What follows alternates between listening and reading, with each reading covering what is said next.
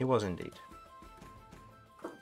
You realize what you've done here is created a parallel universe where Cat's list of crimes is even longer. That is aggressive, Cat. That's cat. That's a yes. That cat in attack mode. Oh no. But no, you are very correct. It was very much aggressive of Cat. But anyways, hello. Welcome to Crabby D&D. I am here with my players, Cat. Hi. Kirv. Hello. Vinny. Hello. And Romulus. Hello. Alrighty. So, nothing new to really announce, but we shall begin, I think. What I will do, because I forgot to do this before, I will quickly just hide that for the time being, and we will say go. So, do you remember where you were last session? Getting scammed for all our money. Not quite. Oh, sorry, I mean at a fair. This is true. Welcome back, everyone, to WizardCon. With banners and stalls, busy wizards throughout the street, and dueling pairs going at it. The party gathers themselves after an eventful food and drink session, and before buying the last of their supplies for the day's events. The party of Cat, Kay, Kirv, Romulus, and Vinny up to this point have earned some favour and coin from Farganuk's up-and-coming mayor, after defeating the fire-hilt demonologists to the far west of their current location. Now, with their money spent on new magic items and materials, consumables, and other bits and pieces, we return to them, having eaten and prepared for the rest of their time here at WizardCon. So, having spoken with your various friends and allies on the first day, going around exploring all the stalls, you otherwise watch and see some of the events that begin to occur throughout the day. Various individuals having a familiar competition where they put their familiars up on stands that are otherwise been groomed and dressed up in particular styles of all different manner of familiars.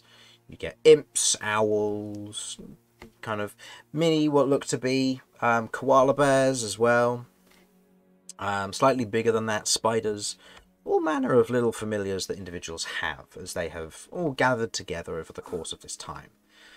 With the familiar competition coming to an end and the party now realising that the day is over, individuals begin to retire for the evening. Stalls begin to be pulled down, stock moved back into the side of carts and caravans as individuals begin to go to rest. Wizards, some of them beginning to teleport out, it would seem, and leaving the day to it, while others go about their business of finding a place to stay or heading to a predestined location. Now, I believe you, who have already been in Berlin, have acquired a place to stay already, if I remember correctly. We pre-booked or pre-ordered some nights before we left. And heading back there, you otherwise meet back up with Onveki and his geo wards, as they're otherwise having a few drinks, enjoying the night, as one of them, Onveki turns to you, kind of gives you a wave as you otherwise head over to his particular table. So, you enjoyed your time out in the festival? It was good fun. Glad to Like hear. the rest of you. The others all kind of nod and kind of murmur. One of them you can see that one of them is beaming, and looking over you can see that their ferret won 4th place in the familiar competition. As they're otherwise kind of just sat there beaming with the ferret running around their feet with a very large bow on and a ribbon otherwise attached to the bow itself. Well, we've all had our fun for the day. And, of course, over the next few days, I'll be helping you with your scholarship, and we'll be attending a few of the events around town. If there's anything else that you want to do, just let me know. And, obviously, you three, gesturing to his geo wards, you're all welcome to explore the festival as you see fit. You've come here on duty, but everything should be fine for the time being. I'll be helping out Kat with her research, and who knows, if you want, you can head around with the rest of them and find out a few bits of information if you need to. Either way, I've otherwise covered food and drink for tonight as well. You may be on yourself over the next few days, but so you'll have to pay for costs then, depending on where I am at any given time. But I'm happy to cover the costs for now. Okay, thank you. That's all right. So, is there anything you wish to do before going to bed? Or retiring for the evening, I should say. How long we got before sleep, really? I'll say it's late afternoon, so I'd say it's gotten to about 7:30, 8 o'clock-ish. It's, given that it's nearing, or it's early autumn, the sun is going down a little bit earlier now. You've had high summer, and heading into the sections of early autumn, it's getting darker sooner. Okay. I will... I would like to have a conversation with Kat, if Kat is not busy. Okay. Okay, well, after the conversation, before that, I'm going to ask Romulus. Hey, Romulus, Yes. would you be able to help me carve this? Gesturing to the bit of mahogany. Well, mahogany is certainly an interesting wood to carve, but I could give it a go. I'm quite familiar with wood. Oh, it'd be really helpful. I'm not so great at carving. I can enchant and stuff, but I'm not so good with carving. And yeah, I'll give a quick little breakdown to what it is that I would like. So it would be basically gonna look like vines creeping up the center of the thing with Cychania creeping up the other side. So it's creating sort of an almost double helix of vines and Cychania. And then at the top there'll be a crystal. To clarify, are you wanting the actual Cychania to be doing it, or do you want an image of Cychania? An image, if you could carve like Cychania into it. So you're sure you don't want like a groove that's like cut grooves into it that Cychania herself could then lay herself on top of? Oh, that's good. Oh, I like that. Yes. Yeah, that's do what that. Yes, that's much cooler. Thank you. Oh, this is why you do the carving and not me. You're very wise. Dad Romulus has all the best ideas. Yeah, I can probably give that a go. Yeah. Thank you. Yeah, you'll be able to spend some significant time. The more time you spend on it, the lower the DC is. So if there's no rush, then this could be done over several weeks and allow it to be done well to a good standpoint. If it needs to be done sooner rather than later, then it's going to take more. Then it's going to be a higher DC. When do you need this to be done by? Preferably before WizardCon ends. Sorry, I'll just make my mouth full. I've never before condoned hitting your child. But suddenly, I understand now. You didn't think to sort this out before WizardCon started? It's preferable. If you can't get it done before before it ends, that's not a problem. It's The not issue going to is end the world. that in order to get it done quickly, we run the risk of wasting materials and potentially failure. If we were to do it slower, it's much more likely to succeed. What is more important to you, getting it done by the end of WizardCon, or making sure that we don't have to purchase any more mahogany?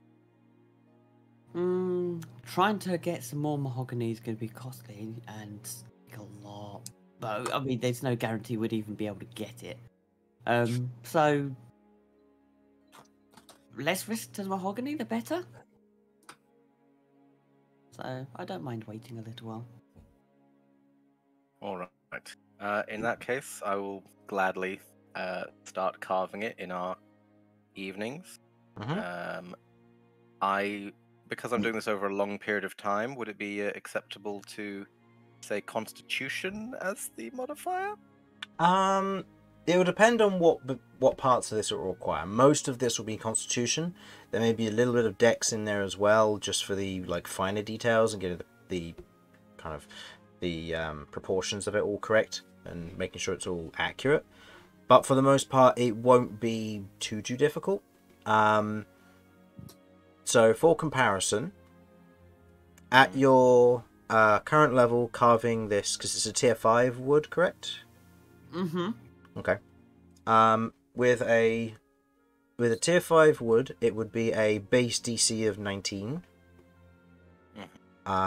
But if you're going to take more time with it, the DC can be decreased by 5, but if it needs to be done in an emergency, the DC will increase proportional to the haste. So are you doing this over a long period of time, you said? Mm-hmm. Okay. So the base DC would be 4. The base DC would be 14 then for if you're taking a long period of time, like a month to do this. If you wanted to take, say, for example, a week or 2 weeks, then I'd say DC would go down to 17. Okay.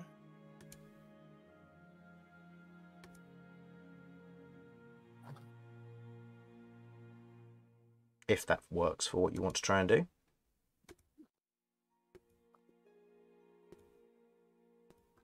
I think so. Okay. I may be going slightly insane, but I think so. Yeah, that's okay.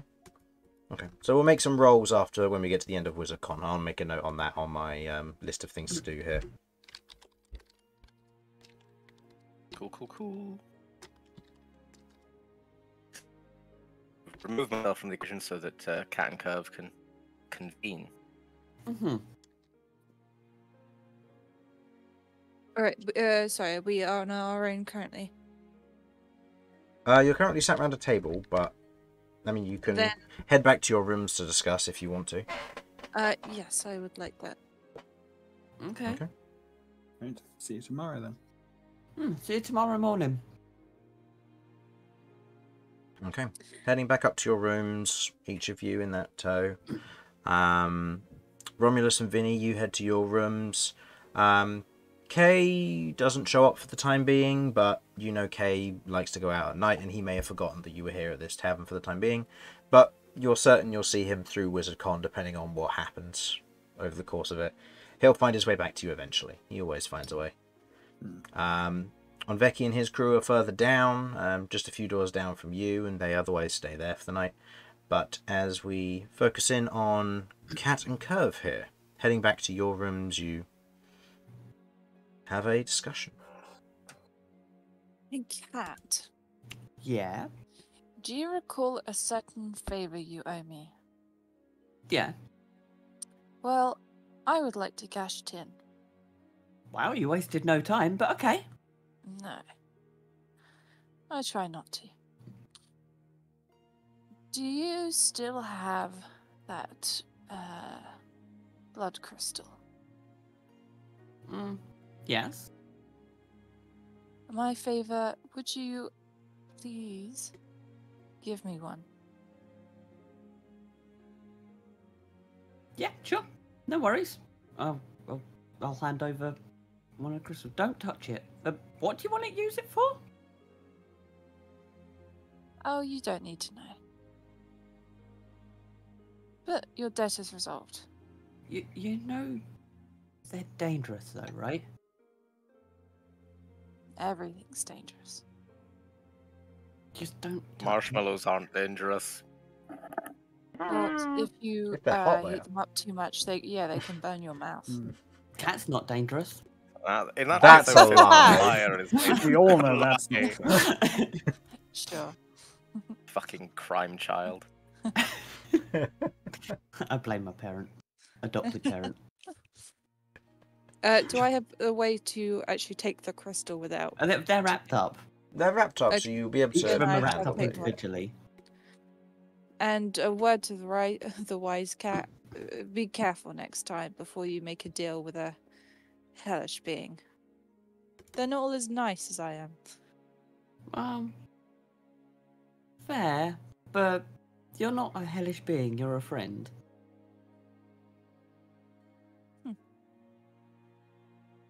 I consider myself both. Well, yeah, fine. I suppose realistically you are, but I don't look at you as a hellish being. You're my friend.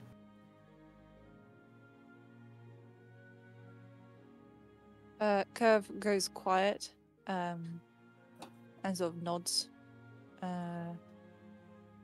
and leaves the room.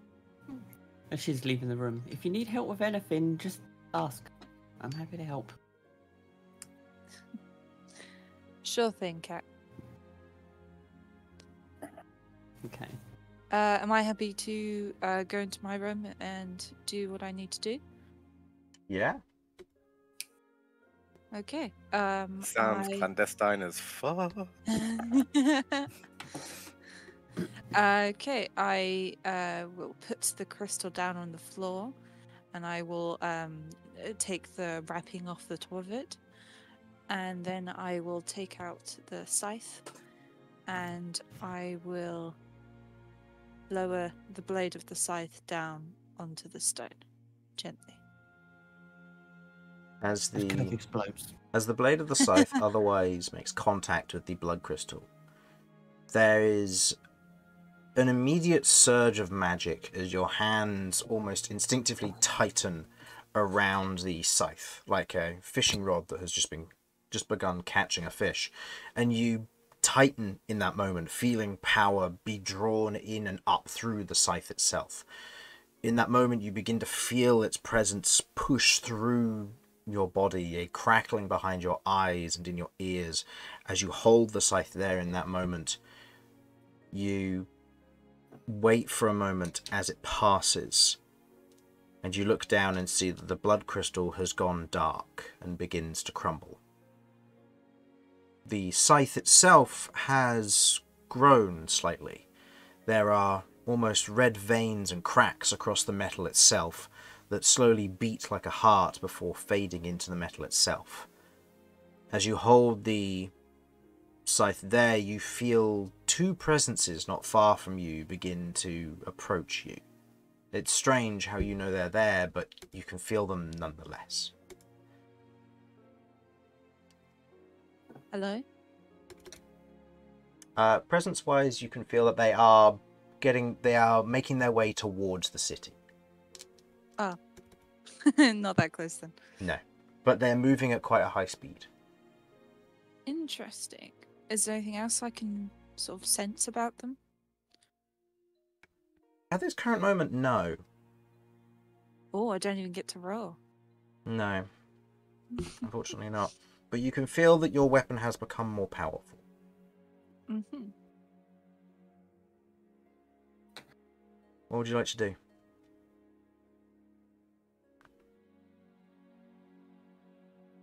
Can I inspect the scythe more closely? You can, yeah. Looking at the scythe, you can see where the main blade is otherwise meets the main haft of it, kind of the metal decorations across the side. There is a semblance of almost dried blood as you look across its form, as if it's been decorated with something new, something magical. And you can sense and feel the faint vibrations and crackling that you felt before from behind your eyes and in your ears as you run your fingers along the edge of it. It has power. It has absorbed it and contained it, it would seem.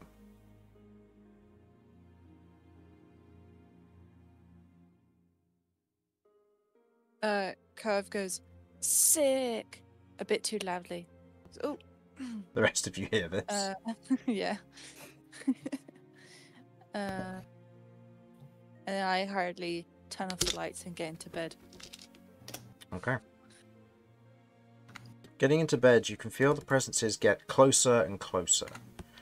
As they do, they continue getting closer until you feel that they stop not far from your current location. Somewhere above, perhaps, or below. You're unsure.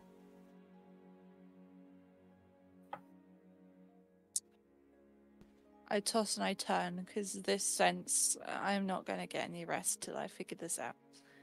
I get up out of bed. I exit the door. I try and figure out, are they above or below? From what you can tell, I'll say go ahead and roll me just roll me an intelligence check. Because I know you're good at those.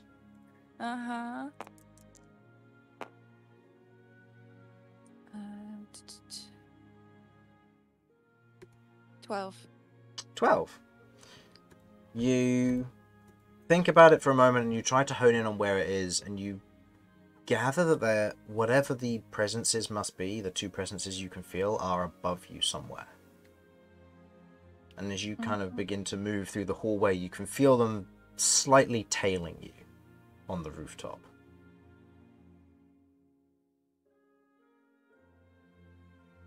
Is there anyone's rooms that I pass on the way?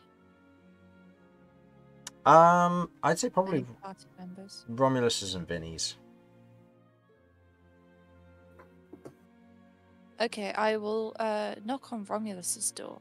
As quietly, but hopefully enough to alert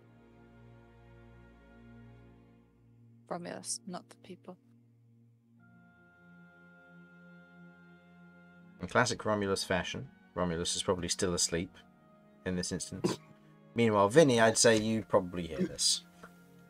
Oh, that's it. Sorry, I didn't realize my thing had been muted. Oh, okay. Okay. I headset rather than my thing, so I was like, wait, I'm visible. Why isn't my thing working? And I was like, all right, I'm being stupid. Yeah. Oh, sorry, I was carving wood. What Oh, right, seems of to course. be... Oh shit. Also, having heard the knock, Vinny is going to be like sitting by the door, listening in on this, just to keep appraised of the gossip. Okay. Romulus, I might need some backup. All right. Oh, I I will- did pick up the scythe. Is that okay to say I picked Yeah, up the yeah, scythe? yeah. I assume you're still Okay. carrying it. Yeah. What seems to be the problem? I can detect people upstairs. Detect them. Yes. What do you mean? Magic.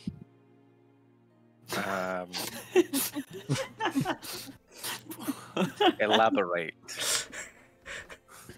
No. Possible danger. What tipped you off to this? I don't usually detect people. What I meant was, why were you trying to detect people in the first place? I wasn't trying. That seems unlikely. Roll me an insight check. And Kirv, roll me. Good thing I got advantage on those. And Kirv, roll me a persuasion check, I guess. I think it's a fair, logical assumption to make of like, Yeah. how could you possibly detect something if you weren't looking for it? And if you were looking for it, why were you looking for it?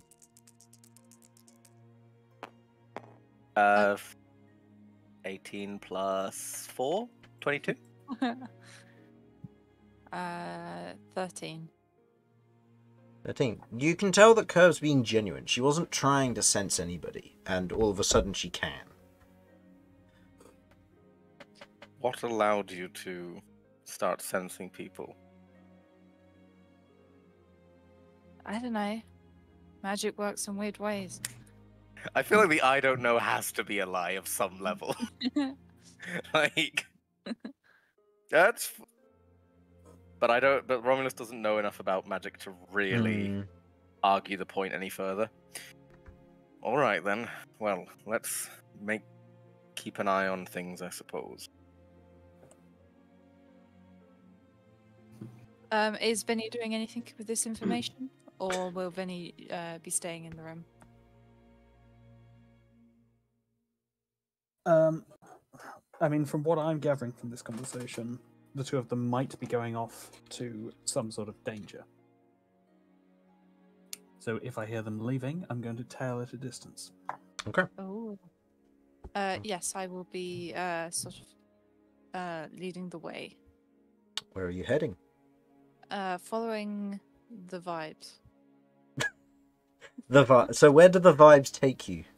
Upstairs. There is. As you otherwise begin to try and search for a stairway that leads up, you realise you're on the top floor.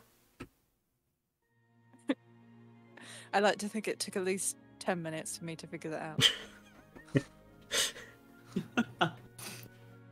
They're on the roof, Romulus. On the roof, you say? On the roof. Very well. Let us observe this roof. Do you know how to get to the roof? Do I know how to get to the roof? You haven't found any way up to the roof thus far. I mean, There's I- always the long way. How much do you weigh? Javelin. You don't just ask a girl her weight, Romulus. Now, that was Harlan asking, as clearly tell by the lack of voice. Harlan I asking I like to Kirv. think they're fairly different.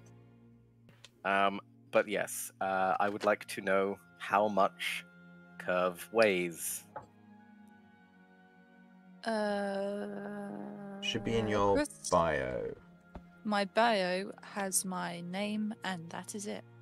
Then it hasn't Oh, been no. filled in which case, Nothing. She's a feather. I don't know. Oh, wait.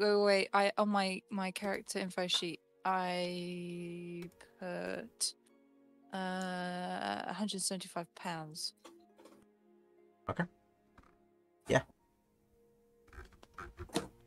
I'd say that's doable for me. For throwing? So what's the? You're gonna just Yeah. throw me? You're gonna have to toss me. Okay, I guess I'm facing this alone. Right. I No, mean, I can spider climb. Let us attempt to locate a way up. Is there an investigation check I can do? Or Yeah, go for it. bet you anything this is going to be like a 1 or a 2. 1 sec. Ow. Okay. 15 altogether. 15. You look around on the interior of the building on anywhere that you're allowed to go, and you don't find a way up. Even asking the tavern or the rest house keeper, they let you know that there's no way to access the roof on the interior. You have to have a ladder to go up on the outside. And BRB. okay. And usually he has to ask a neighbour for one of them.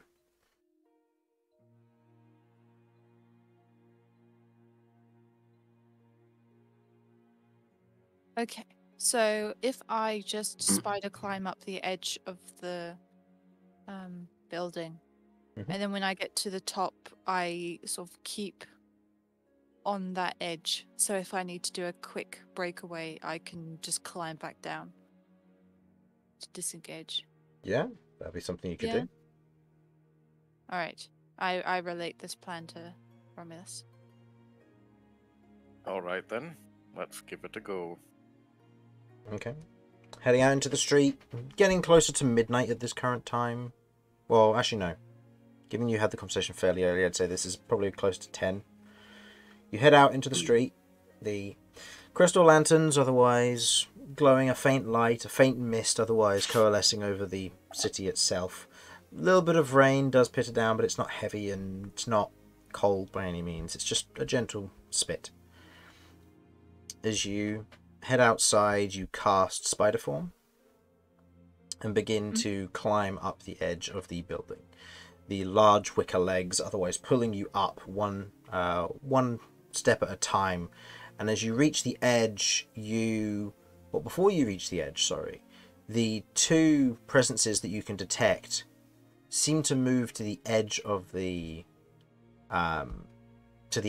roof, and you watch as two heads poke over and look down. That's not creepy. Before you watch as two crows take flight and fly down in an attempt to land on your shoulders. Let's see how they do. First one does well, second one biffs it. So Romulus, from below, you look up and see Kirv otherwise climbing the side of the rest house here. As you watch, as from your angle, you otherwise look up and you can see two crows hop off of the edge and fly down. One lands on Kirv's shoulder well, the other one attempts to come in for kind of a speedy landing and misses and hits the wall in front of Kirv and just kind of slides down the wall. Do you catch it?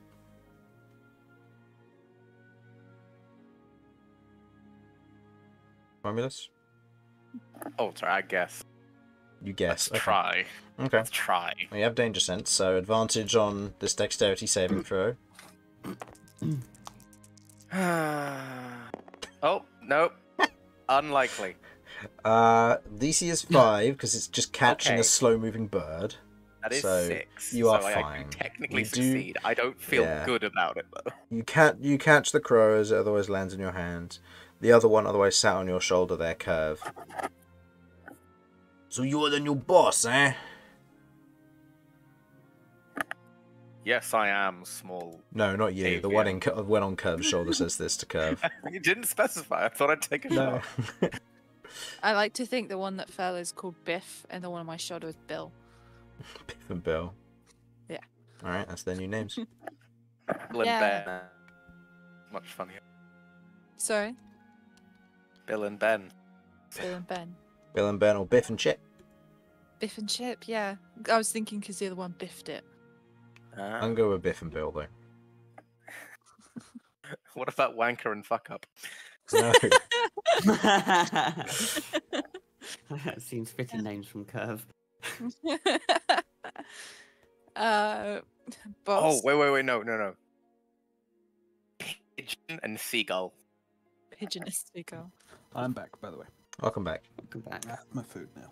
Ah, wonderful. Alright, I'll shut up now. Sorry. So, Vinny, as you have otherwise been tailing this, you watch as Romulus, from what your vision, what you can see, Romulus is currently looking up where you saw Kirv cast spider form and begin to climb up the building, before you watch as Romulus caught a crow, which is now beginning to flap about and try and stand itself upright in Romulus's hands. It definitely did not. I am like hands around it.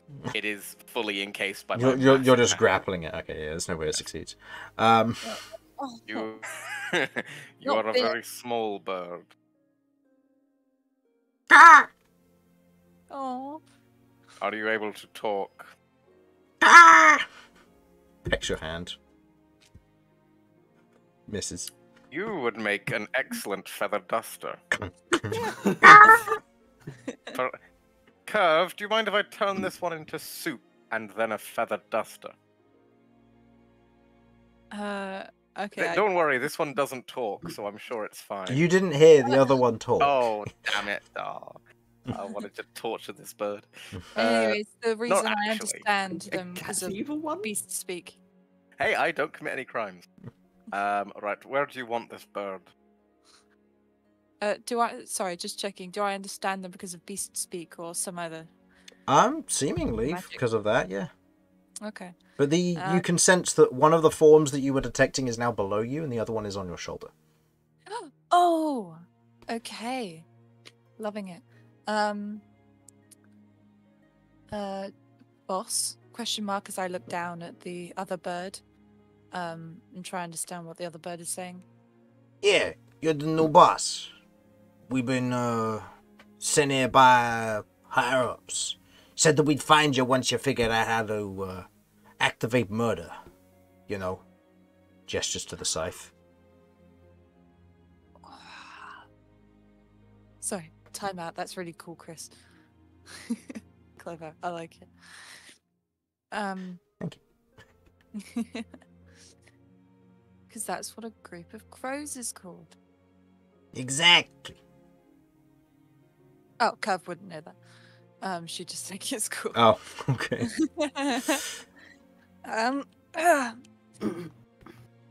Oh, and are you guys going to help me? Yeah, Or at we're your least once, pals, your friends, your familiars.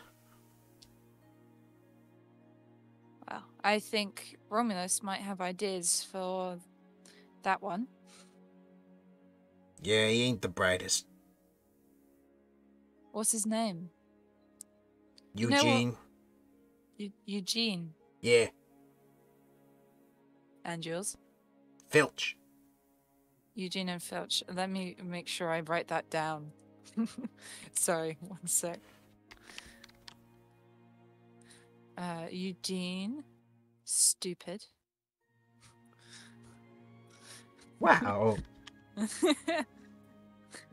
And Filch. Yes, Filch. Filch. Yep. gangster. Right. Familiars. Yeah, we've been sent to you. Make sure to take care of you. Make sure everything's alright. Well, that's awfully sweet of the Crow Lord. You know, it's not exactly sweet. We're kind of bound to the weapon. We don't get a choice. Well, that's convenient. What can you do exactly? Do what familiars do. Fly around, be crows, be annoying, poop on things. Harry enemies to make sure you got a bit more of a chance. Oh, and you can turn one of us into a curse. I think I'm gonna like you guys. Hope so. Alright, I will start spider climbing back down. Mm-hmm. Does Eugene say anything? He's kind of attempting to peck Romulus. Natural 20. Romulus, you take 2 points of piercing damage. Oh. As he pecks you, and you just kind of instinctively let go of one hand, and he attempts to break free. You're also disadvantaged still. No. That's a -2. Cease attempting to bite me, or I will turn you into stew. Get your hands off me! There we go. Now you can't hear it. You can't hear him. This is what Kirv is. Are you sure? Yes. I use my Path of the Totem Warrior thing, which lets me use Speak with Beasts. Then, which case, there you hear him say that. Get your hands off me! I'll get my hands off you when you stop struggling, you little shit. Throw me an animal handling check. +1 to this. Oh, he is handling though. 9. 9. Squirms harder. What did I just say? What did I just say? I swear to God, I'll turn you into fucking casserole. Yeah, ain't the boss of me. I can't be turned into casserole. I'll find a way, you little shit. No, I actually don't care that much. Kirv, would you like your bird back? Yes, apparently his name's Filch. Well, Filch, in future. No, I'm Filch. no. That one's Eugene. Oh, Fuck. apologies. Just give us your own names that you think work for us. It'd be better. That way you don't get us mixed up again. That sounds like brain hard. Yeah, boss said you weren't the smartest. Oi. You got a brother who's a genius. Well, I'm good at things. Yeah, losing geese.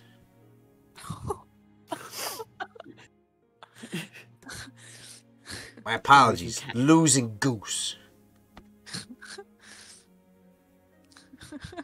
Sorry, I need a sec.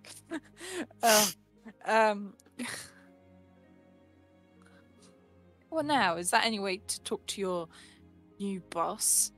And I smirk with my teeth. Not like you can get rid of us. Oh, really? Yeah. We come back every day. You can burn us, boil us, turn us into pancakes. The rest of our remains just disappear and we come back tomorrow. Come from the 9 hells. Well, the 7 hells, sorry. And of course, we die over and over there. You know how it is for us crows. Yes, I definitely know what it's like for you crows. Glad we have an understanding.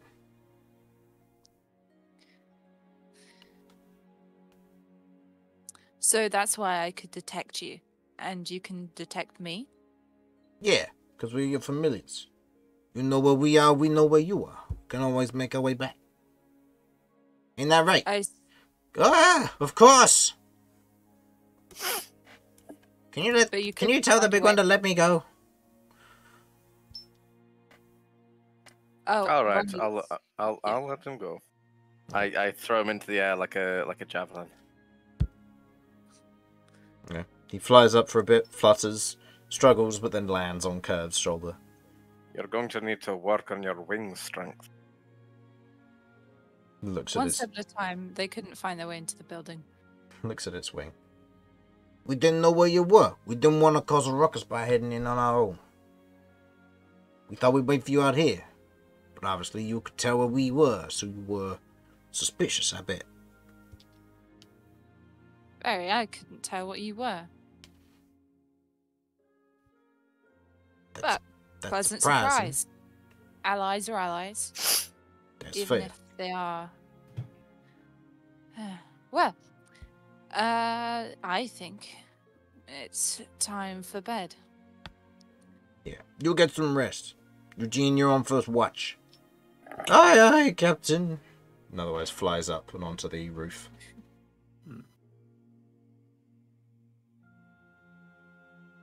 Hearing that Kirv is about to return, I'm gonna take this opportunity to creep back to my room. Sneaky sneak. Any chance of catching Vinny doing this? Vinny rolls with advantage, and this will be versus your passive perceptions. Amazing. My passive perception is trash at 14. It's actually not that terrible. 14 is the highest in the party, I will say. Yeah. That's because we're all trash, not because I'm good. I assure you. Come on, give us double threes. I don't even know if that would do it with you.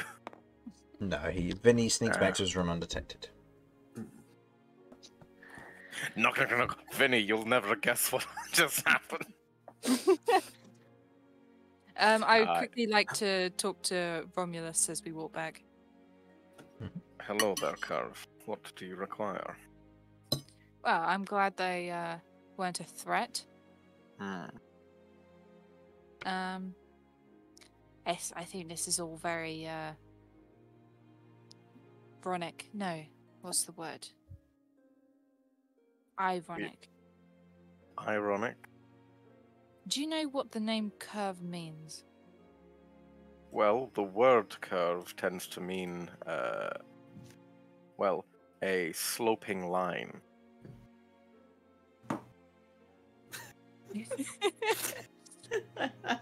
No. Kirv. Curve. Which language?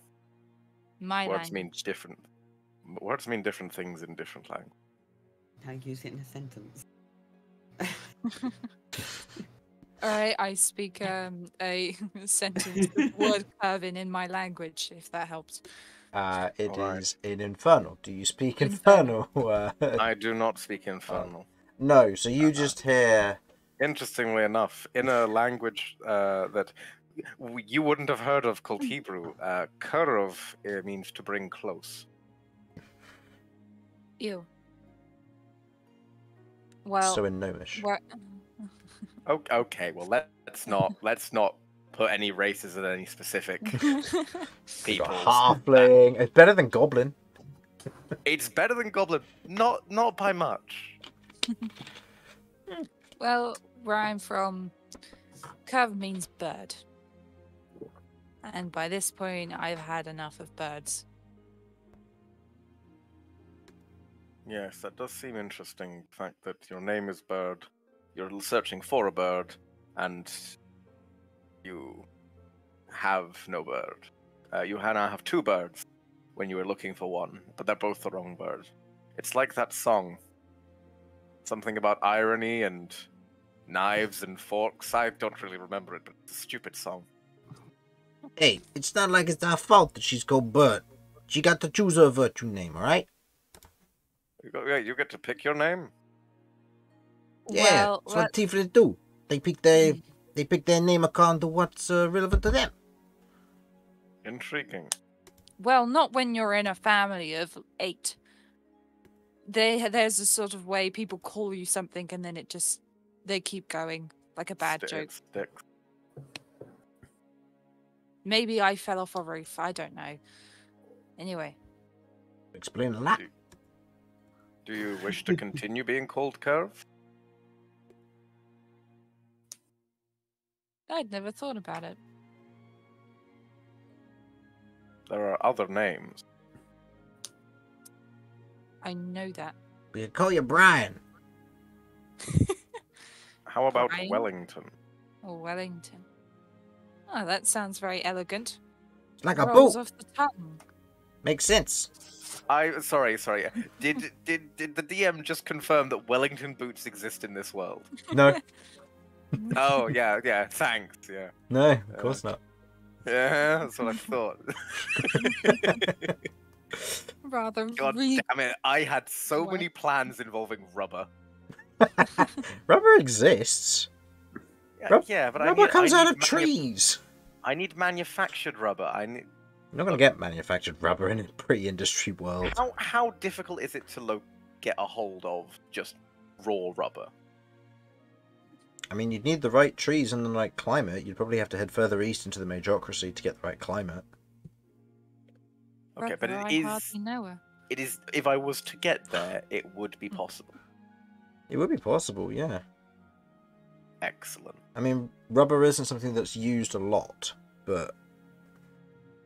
No, that's fine. That's fine. And But again, I'm not going to be called Wellington. Understood. We'll come up with a much better name for you. so you're taking Brian. I don't think so. Ah. I think I'll stay with Kirv for now. Hmm. If you know how family is. Well, maybe you don't. Your family is very. Exceedingly fucked up, yes, and I didn't meet any of them until about, like 2 months ago now? Mm. You two have a lot in common.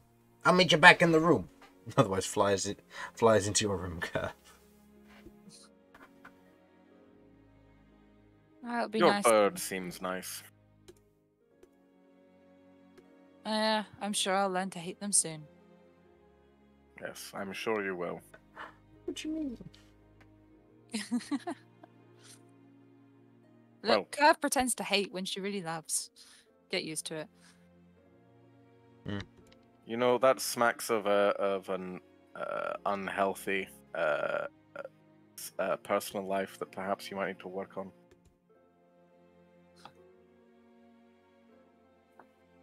Just saying. I don't understand. Well, your hatred for things that you love could be related to your own unresolved feelings towards your family. You're Just a right. thought. I might just need to kill them all, and then I can get over it. Thanks, No, I Romulus. think you're I missing think I the should point. go now. I'm going to go back to bed. Thanks for this talk. Night. Good night, Kirv. I am not suggesting Night-night. familicide. Sleep well. If you don't deal with your trauma will deal with Close the you. door. Shouts that down the corridor as literally everyone in all the rooms just hears that one sentence. Yeah, exactly. Romulus, for fuck's sake, I was sleeping. Cat has a deep dive Were into her you? own conscience. It's 9:30, Vinny. Who are you? I haven't gone back in time. It was 10 when you left the building. Oh, it's 10 when we left the building. Apologies. It's Uh, 10:15.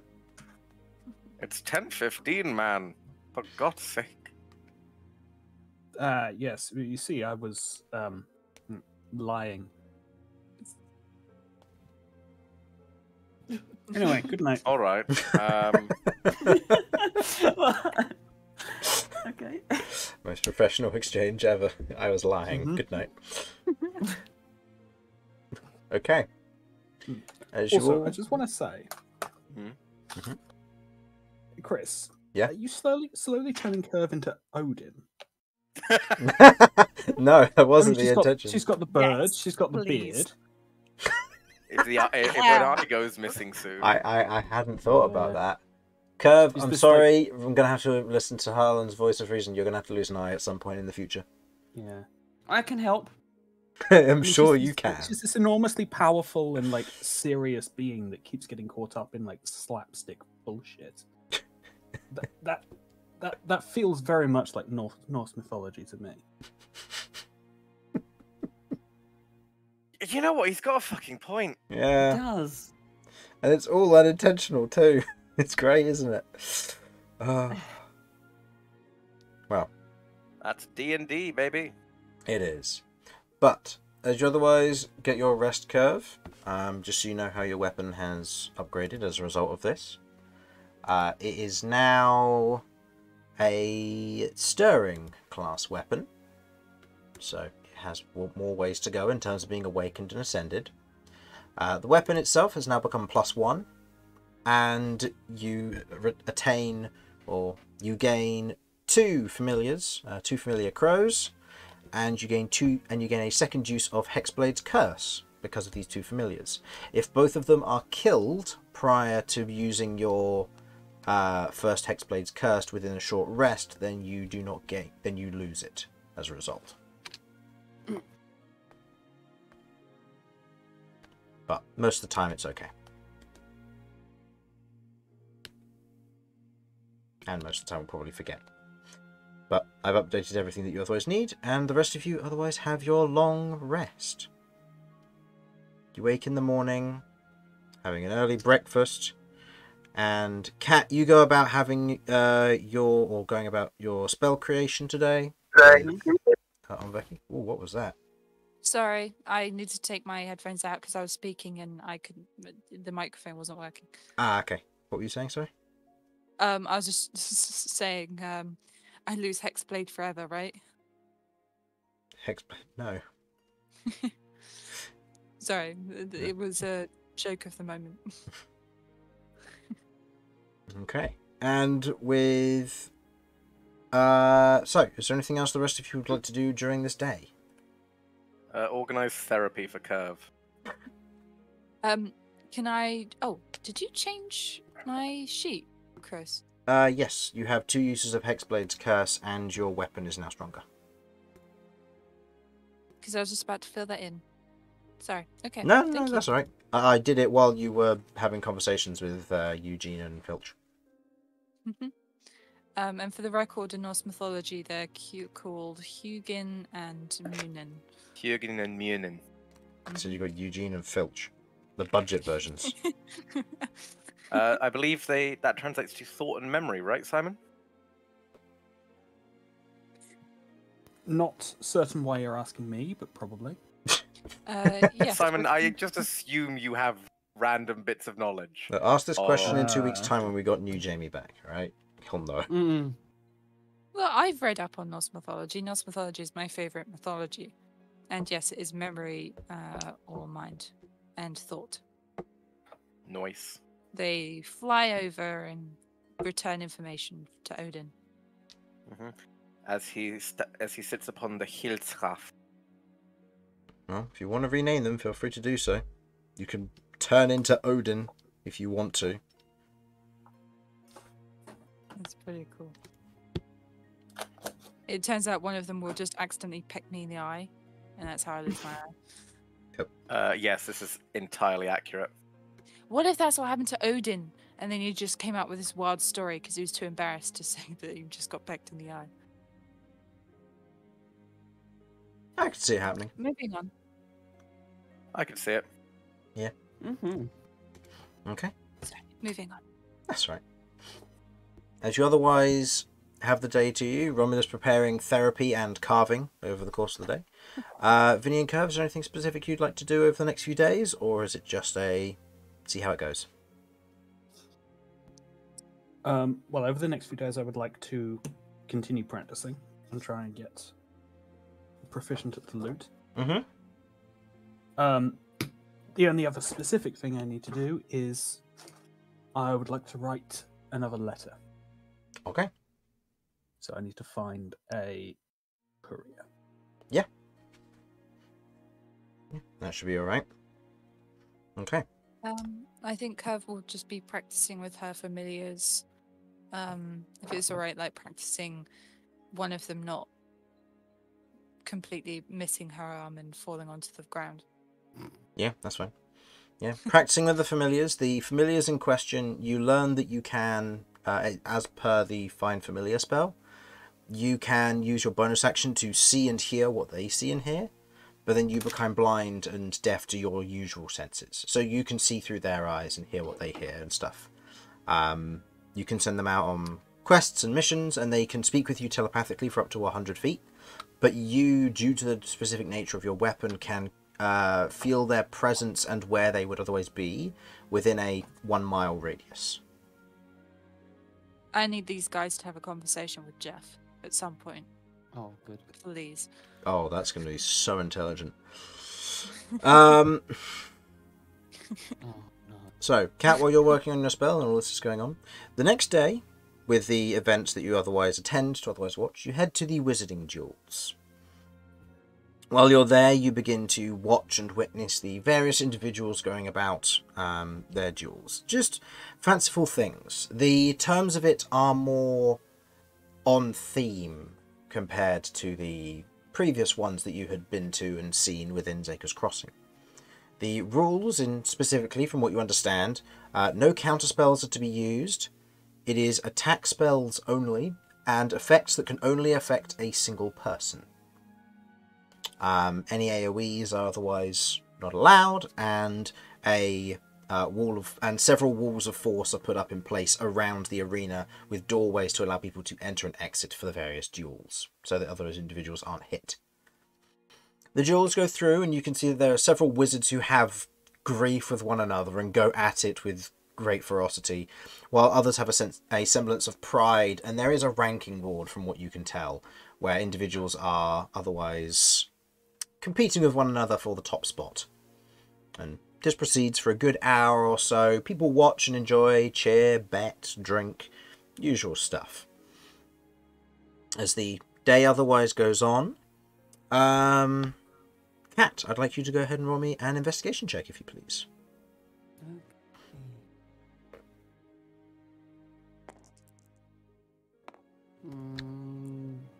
Dirty 20. Okay. As you're otherwise wandering around after the duels have completed, you can see there are all manner of individuals who have watched and enjoyed, very much taking in the scenes and the surprise of everything that took place, before you hear a voice go, "Kat, it's good to see you!" And a young human otherwise runs over to you. Celty, if you remember who that is. Celty? Where do I know that name? Is that one of the... This is probably a really bad stab in the dark, but that isn't the peacock one from the other fight, was it? Like the old duel. Not duel, but like wizarding competition. Yeah, maybe. It's someone from the other wizard. I think, yeah, you're correct there. It sounds familiar. But could be absolutely wrong. No, you you're are right. You are in fact correct. Celty, however, in this particular instance, isn't the...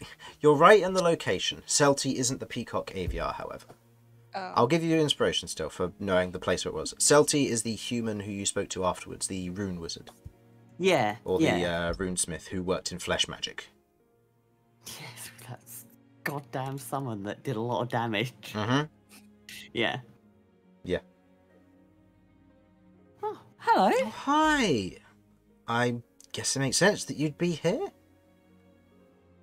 Well, yeah. How have you been? Good. Busy. Constantly seem to be going from one disaster to another disaster, but it's nice to just stop for a little while. Oh. I also accepted a scholarship.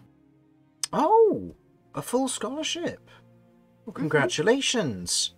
I've managed to make my... I'm already in the apprentice program at Zaker's and making my way towards a scholarship hopefully soon. Who's your scholar, if I may ask? I wrote it down. Unavaiable. Remember. Yeah, it's Onveki. Onveki? It's a natural one, has no idea.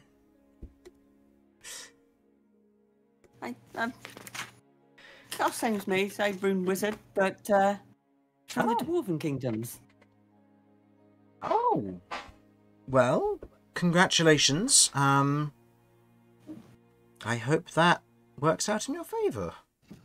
Mm-hmm. He's currently helping me make a spell.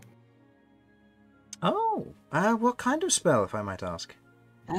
Elemental. And just gonna chat a little bit about sort of like the spell, the parameters, the idea. Mm-hmm. That does sound intriguing. It sounds very much like summoning magic in its own way, conjuration and all that. Yeah, it's pretty much it. But just means that I have a buddy that will be with me. Help protect, because I mean, let's be honest, everyone has their flaws.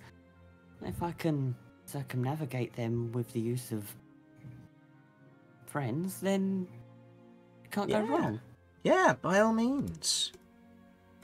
Well, it's been good catching up with you and seeing you. Glad you're staying safe. And yeah, well, enjoy your time at WizardCon. Hopefully I'll see you in a few months if you're going to the next one. Yeah, the one at Marrowsmere, if I recall rightly. Yes. Yeah, because I'm in between apprenticeship and scholarship, I'm able to go. Once I get in my scholarship, I don't know if I'll be able to. But me and my brother are hoping to take a year out in order to go adventuring. And see how we fare in the wider world. I'll be right back. Okay, that makes sense. Well, how about this?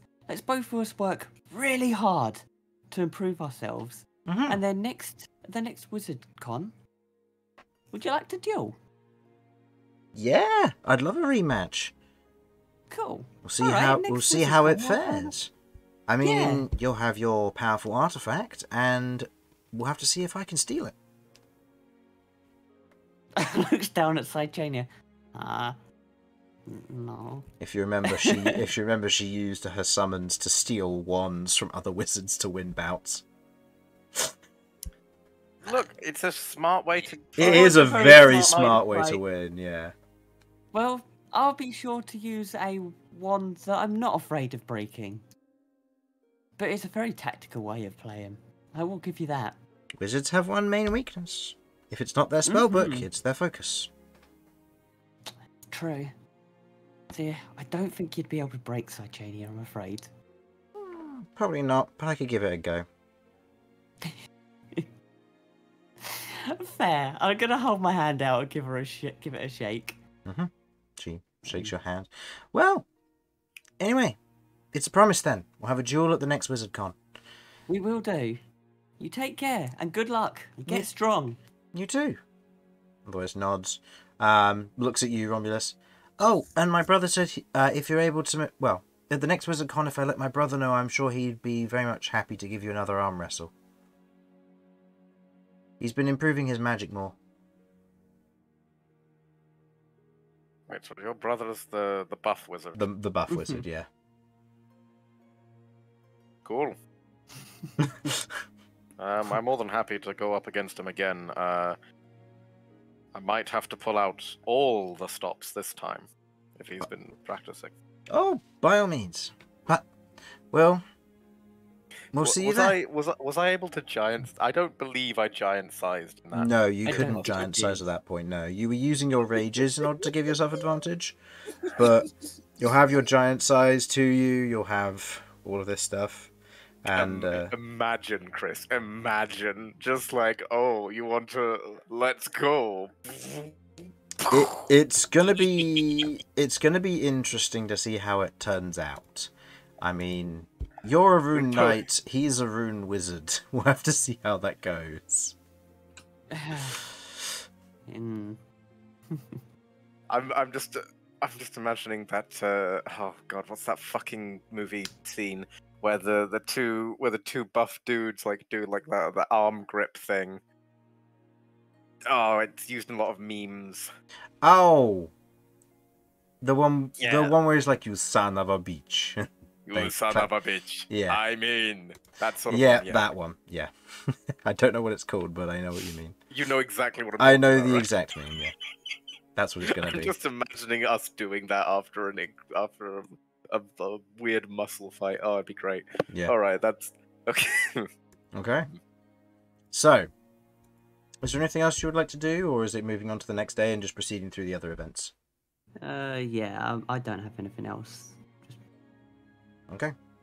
So with carving... Oh, no, one last thing, actually. I need to get chests, don't I?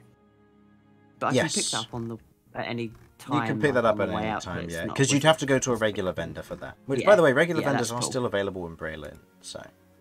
No, that's cool. We can do that on the way out, should we need to. Yeah. Alright. So, next few days go by. Going to the various events, you see a magical flare competition where individuals cast magic in a unique and interesting way to show off the flavour of the magic that they've learnt and gone through. There's also a pop quiz, or kind of a group quiz night where individuals will sit down on tables and there are wizards in small teams. They name their team and go through the questions and the quiz and answer as many of them as they can, with a few of them coming out on top. You note that Onveki otherwise takes him and his group to participate in the pop quiz. They don't do very well, but they try. The third day, your spell is ready.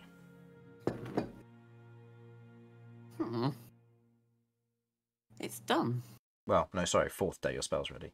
Yeah. When's the whole fighty thing happening? I'm going to... Fighty thing? Wasn't that part of why would you want to do this? Because there was going to be like duels and stuff.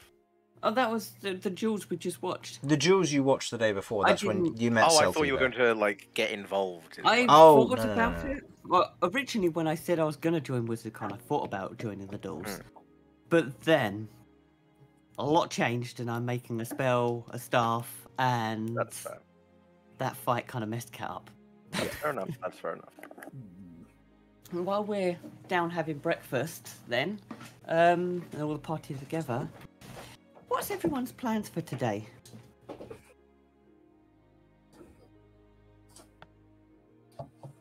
Same as the past few days. See Keep if there's looking any around, way keep to make practicing. money. Okay, I finished my spell. And I was wondering That's if good. you lot wanted to help. How can we help? Well, all's together, so I've got to create it, and there's going to be an area. I'm not too sure what's going to happen when it's summoned. I mean, I have an idea of the parameters, but I'm not too sure how this is going to go down. So I would kind of like your help in case I have to fight it. If I help you out, you owe me another favor.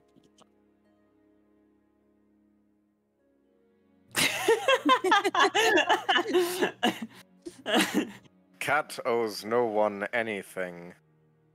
Well, not anymore. But this'll help protect everyone. Fine. I see you've gotten smarter. Sure. Sure. To be fair, Okay. your deal making's pretty bad, but you know. Excuse me? Hmm? I said sure. No, I'm talking to my bird. Oh, yeah, it's really weird. I can't get used to that. I didn't say Um, nothing. Just honestly. Is this how it feels like for you lot when I'm talking to Jeff? A little bit. Jeff? Is that the name of the grumpy Yeah, pigeon dude. on her shoulder? Oh, I didn't hear that. Yeah. Yes. Eh. Don't be too mean to Jeff, though. Why not? Jeff's pretty good. Jeff's like you, but less rude. Sounds like a downgrade to me. I don't know.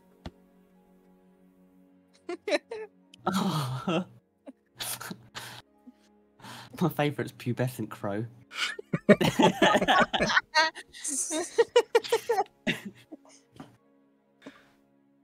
Okay, well, if you're willing to help, then I'm not too sure if we should. Inveki's with us, isn't he? Because he's staying in the same Yes, place. yeah, if I remember correctly. he's been staying with you, and the other three are going to head off and do their thing today. Where do you recommend we try this? I'd say...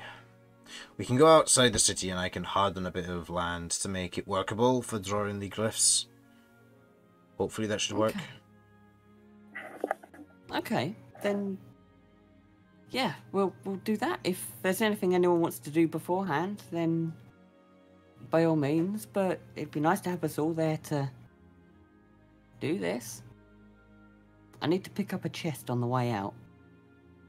That should be alright. I'm sure we can find one. Cool. Yeah, I'm flexible in terms of time, so just let me know what you need. You've piqued my interest. Okay. Then. You coming too, Romulus? I suppose there's very little reason not to. Alright. Right, well if you lot go looking for a chest, meet me out on the northwest side of town. Okay. I'll see if I can find a clearing around there. Otherwise goes. He jogs off after you leave for the day. Festival again is in full swing. Rightio. Okay, then I will go and head to. I mean, as it's been a few days, some places might have a lot of chests anyway from previously carrying stock. So I'll go to a couple of different merchants and see who's got a chest. Okay. You going to regular merchants or are you going to magic I'm gonna ones? every merchant on the way between here and the northwest. Okay. Go ahead and roll me an investigation check if you please.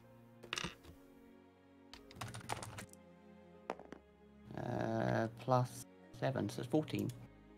Okay, 14. Northwest side of town. I mean, you're pretty close to the northwest as it otherwise stands. Oh, okay, right. Because if you remember, this is the inn you found when you came in from the northwest, when you were coming from the mountains. Oh, yeah. So you're on the northwestern side. So if you were to go northwest from here, you'd probably pass 2 residential blocks, and then you'd be out of the city. Okay, then, yeah, I'll head down towards where sort of like general store is and stuff like that. Okay. Asking at some wizard stalls on the way through. Yeah, okay. Asking at a few wizard stores, none of them really have chests that they want to sell. Most individuals have been keeping their stock in bags of holding, which they don't want to sell to people. People haven't really been keeping any of them, and if they have had chests, they've been either distributing them or selling them off or something else, but you don't find anybody with them. As you are wandering around, you pass by one of the areas which is part of the regular districts here in Braylin. You note that there are a few shops, one of which you've been into before was the blacksmith or the weapon shop. Kevy's weapon shop because the N fell off. And you also note that there is a carpenter as well. Okay, I'll try. Do you need to go into the weapon shop for anything? Looking party. I don't think I'll be able to find anything better than what we have currently that we can afford. Okay, rightio. It's Then pretty sorted. try going to the carpenter shop then, as they're more likely to have one. Okay. Heading into the carpenters, you head into the shop front itself. A sign up the front, otherwise reading the shop's name of Boardbinder. As you otherwise head inside, there is the very distinct smell of sawdust and fresh woods, oils and lacquers. And you otherwise head in and have a general look around and see what's going on before you watch as a kind of a gruff half-orc individual otherwise wanders out from the back reaches of the carpenting shop, kind of dusts himself off of sawdust. So, how can I help you today? Hello, I've come to see if I can purchase a chest from you. How big a chest do you need? Small lockbox, large clothing container, or bigger? What's the values of your chest? Most of them sit around the regular price of a chest, which I'm just gonna have a look in the ledger here. So Chris needs to look up what the cost of a chest is. Yeah, that's right. I'm doing that. Of course you would. It needs to be of 10 GP value. Okay. Chest space cost is 5 GP, so you're going to be getting a big chest. Big Let's chest be will able to be carry 10 that. gold. Cool. Okay. Looks fun. Romulus, would you be able to carry that? How much does it weigh Six, again? 60 pounds when empty. I could carry it. I'm not going to carry it for more than a day. It's literally carrying it outside the city, town, village, place, City. city. All right, I can manage that. Okay, and then that will do. Alright then. Thank you kindly.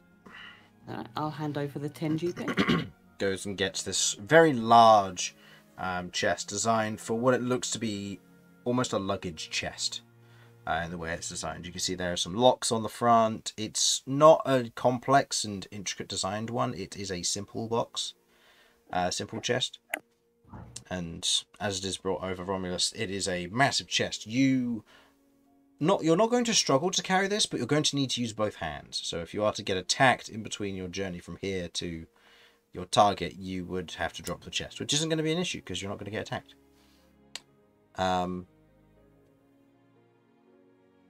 But Fucking better not. I'll hold you to that. with that, you head to the casting site. Mm-hmm. Okay. Heading to the casting site, you can see that there is a section of earth which has otherwise been packed.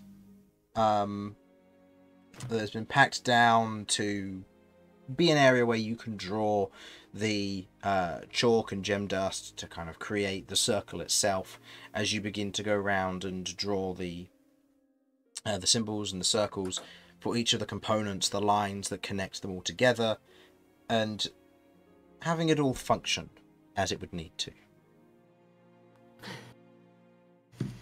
Right. Okay.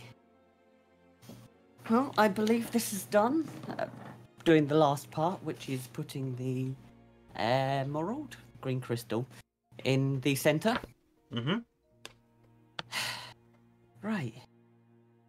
I really hope this works.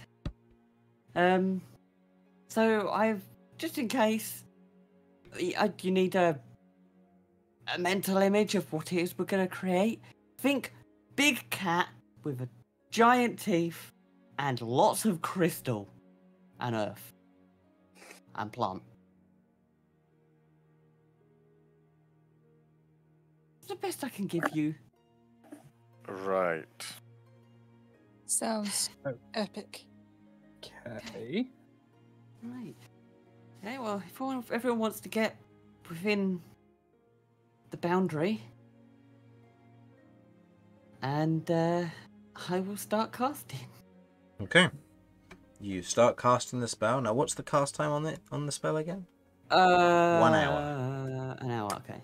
So over the course of the next hour, as you're all kind of standing there within this large circle, as Cat has continued to, as Cat has drawn all of this and placed all the pieces down, there's a moment where Cat kind of places her hands against the edge of the circle, and you watch as magic begins to light up as it all connects one piece to another. The various ingredients otherwise converging onto one another, the emerald at the center, as they all kind of merge, the essence and the physical form of them being absorbed into the emerald itself. You watch as the earth around and under you begins to shift and move, pulling up. The rest of you, otherwise, this mental image painted for you. As you watch as the form begins to rise up, this kind of heavy earth, a little bit of mossy texture, and the large teeth and fangs otherwise rise from it.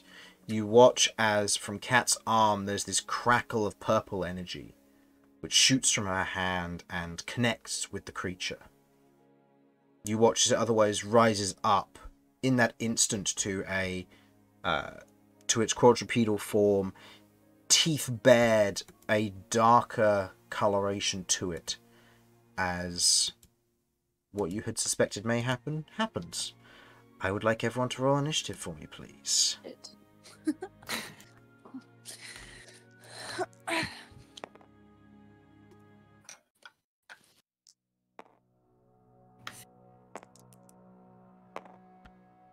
Okay, Onveki got decent. And you got that. Okay. 25 to 20. Where's Hold on. initiative? Where's initiative? How am I this blind? 25. There it is. 25. Okay. 20 to 15. 16. Apologies. 21. 21 on Romulus. 16 on Cat. And Kirv? 13. 13. Okay. Generally, good initiatives across the board. Okay. As you all gather yourselves in this moment, seeing the creature begin to form and move around, in this instance, the darker energy beginning to take more of a physical form. Let me quickly paint a quick image with a tile of what you see. It's not actually this big. This is just me making it bigger so you can see. No, A it's large- just as big now. A large fanged elemental creature. Its otherwise rocky formations making up the majority of its body, crystals of a dark red and purple hue otherwise forming across it, vines reaching down almost a wooded limb, a large tail that otherwise flings behind it a crystalline tip to the end of it. Vinny, as the creature roars at your party, very much hostile, what do you do?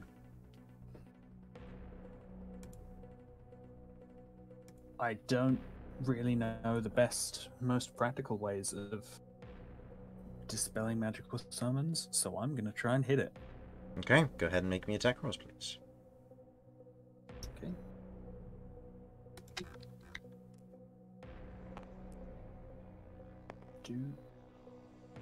Right. First attack with the scimitar. Okay. Is this the ghost scimitar, or... I don't remember The, which scimitar this is. Sundance scimitar. Ah, Sundance scimitar. Okay. And then the ghost short sword. And then the ghost short sword. Got it. Ugh. Okay. 2. As you take a strike towards it in this moment, your scimitar otherwise glides off of the stony surface of the dark formation before you.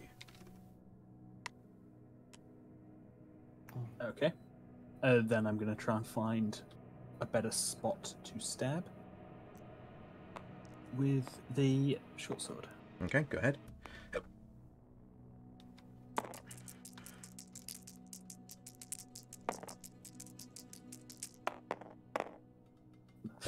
Okay.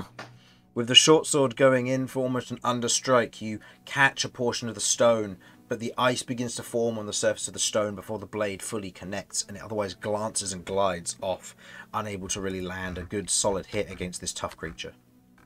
Oh. Well done, Cat. It's very strong. Sweat beading. Okay. Romulus. Unless you wish to move at all, Vinny, because obviously you can do without prompting opportunity attacks because of your mobile. Yeah, whatever movement I would have left, I'll use to back up. Oh no, fancy footwork, sorry. Do you know? I'll put myself in position so someone else can try and move up and get flanking. Okay. Alrighty Okay. then. Romulus, you're up. I mean, it's going to be me immediately. Yeah. Object. To clarify, Mhm. we have seen no evidence that this thing could even at all be friendly. This is it's got It's to shown no intent of being friendly, no.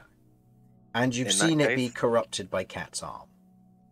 In that case, I am coming up, flanking, and I'm gonna give this thing a spanking. Okay. I'm gonna use my bonus action to rage first of all. Okay. Bonus action rage. As the totem begins to flare around your, from hanging around your neck, you begin to feel the essence of the bear instill within you, the mantle otherwise glowing with almost the spirit of the bear you once knew. You're about to have a very bad time. and I'm going to smack the shit out of this bear. Go for it. Oh shit! I haven't actually put in my my halberd. That's a mistake. How have you not put in your halberd? You've had it for so long. I know. I must have forgot to put it in, or maybe I deleted it by accident. Well, it doesn't fucking matter. I know how much it is. It's the exact same because they're all the same. Plus 8 to hit. Let's go. Okay, go for it. Might as well reckless this. So it's actually plus 10 because of flanking. Oh wait, plus 11 now because it's proficiency, isn't it? Mm-hmm. So I don't suppose a 28 hits. 28. 28 does hit. Excellent. Against the solid hide of this as you swing in with the halberd. It's 13 damage on the first hit. 13 damage on the first hit. Okay. 2 of it is cold, if that matters. Not currently, no. Second attack.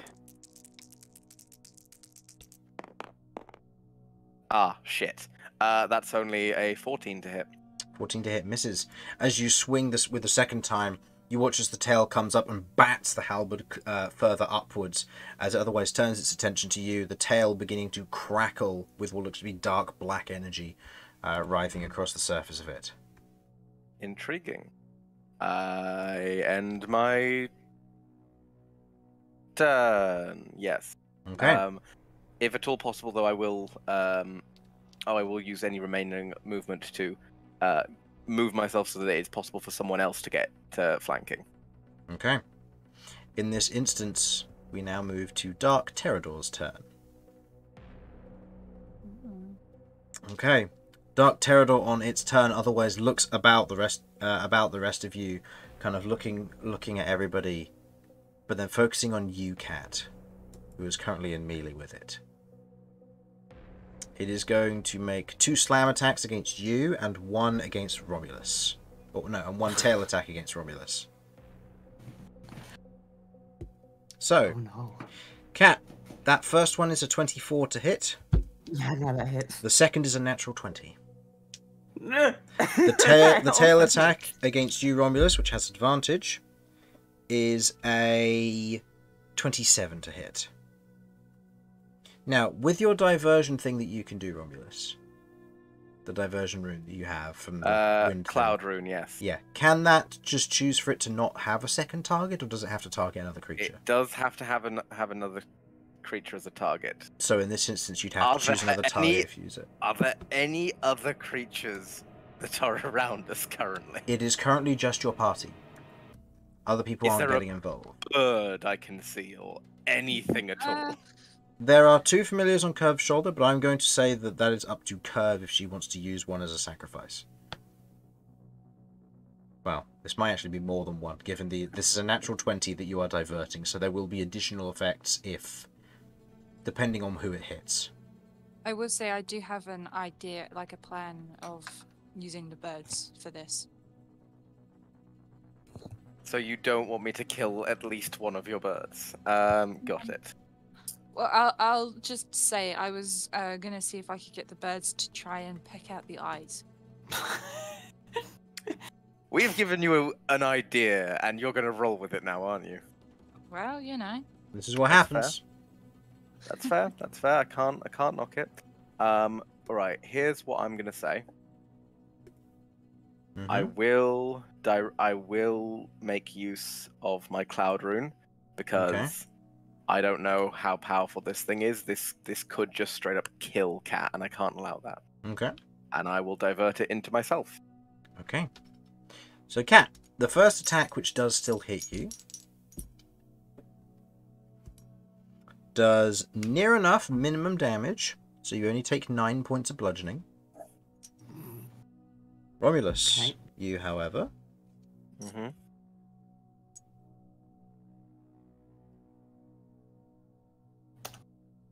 you take 26 points of bludgeoning damage, halved to 13.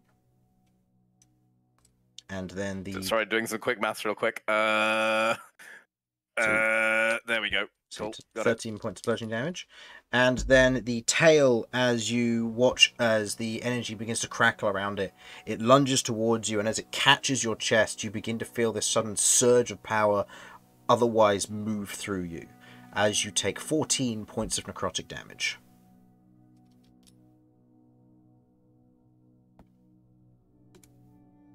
Which is halved to 7, I believe. Yes. Okay.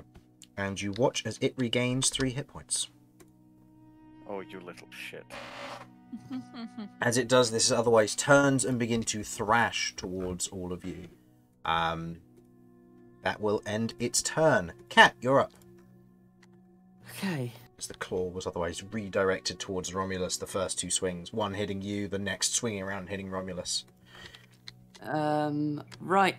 Then in that case, I am going to...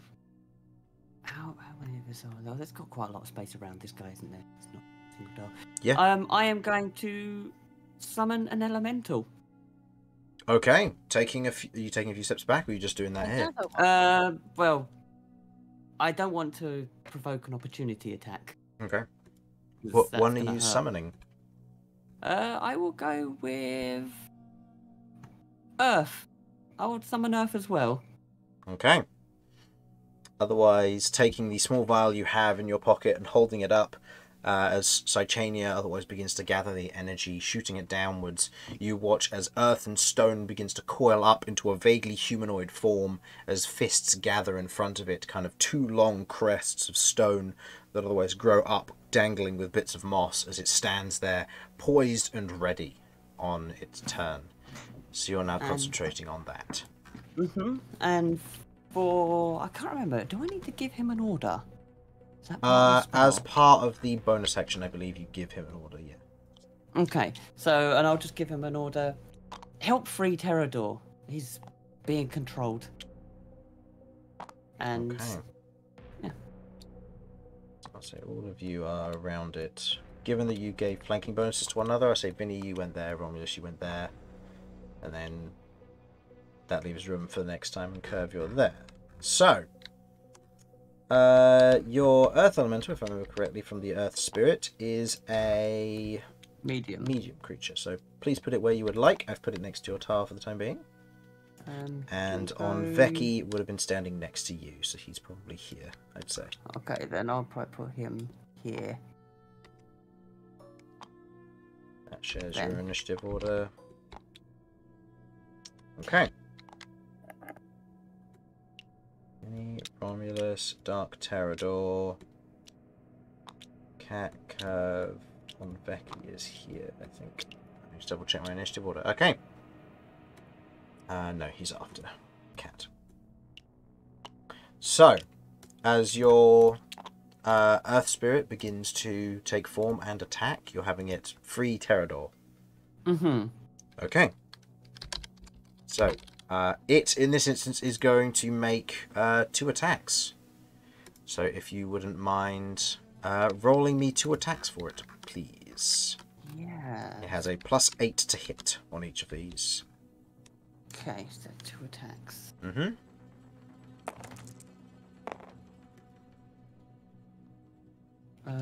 First one misses, second one hits. 16. Yeah. Yeah. Okay, and it does 2d10 plus 8. 4. Plus Yeah, 4 plus the okay. spell's level, so 2d10 plus 8. 2d10 and the green ones, aren't they? Yep. Oh no, 1d10, sorry, not 2d10. Yeah. Because only one of them hit. 3 plus 8 is 11 points of damage. As it otherwise lands a good heavy hit against the Dark Terrador, you watch as bits of the stone begin to crack slightly, but not enough to do a significant chunk of damage. Okay, and that ends my turn. Okay. I'm gonna hold my movement. You're going to hold So your move. if it uses its reaction, I'm gonna pull back. Okay. End of your turn. It is Onveki's turn. Onveki, on his turn, is going to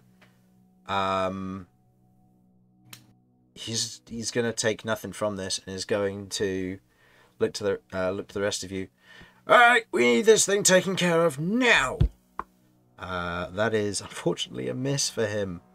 Oh wait, no. Because this is a melee spell, so he'd benefit from flanking, wouldn't he? Mm-hmm. Okay, then yeah, this will hit. As he is going to cast the 5th level spell, Column Crash. As you watch as he raises up one of his hammers and he swings it towards towards Terrador.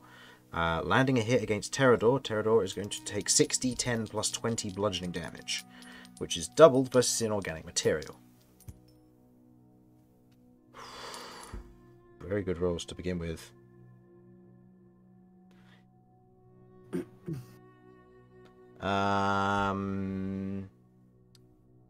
59 doubled is 118 damage. Oh, Jesus Christ. Okay. You watch as this hits, this almost gathering of elemental energy and earth is pulled along with his hammer and slams into the side of Terrador. Okay. Terrador, in this instance, needs to make a con save. Okay, he succeeds. You watch as the slam hits into Terrador. Terrador otherwise shrugs off whatever may have been a stunning effect from this. And you watch as all of the crystals that hover behind and around Terrador flash and flare in this moment. Okay. End of Onveki's turn. Kirv, you're up. Okay. At the beginning of your turn, please make me a charisma saving throw. As the crystals seem alluring to you. That will be 16 plus 7. 7? Yeah, you're fine. Yeah. As you otherwise look up at the crystals, there's almost a moment of catching you off guard before you kind of shake your head from the effect and continue your focus looking at Dark Terrador here. So if I send my 2 familiars to go and try and claw and peck out the eyes, is that my action or bonus? That would be the bonus action to command them to do so. Okay. Well, I'd like to do that, and then Hexblade is a bonus, isn't it? So I would just have to do a plain 2 hits, wouldn't I? Yes, you would. Okay. And for the scythe hits, I would like to try and go for the wooden part, specifically around the knee. Okay, so you're going to have them as a bonus action attack it?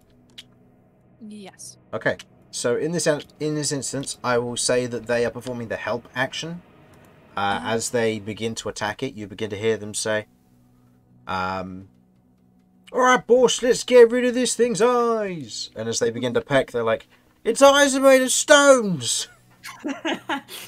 You can't pick it out? Eugene, give it another try. You got it. And they're going to just perform the help action, so they'll give you advantage on the to hit here. Oh, thank you. Sorry, I still have to do that. So first attack is with advantage, yeah.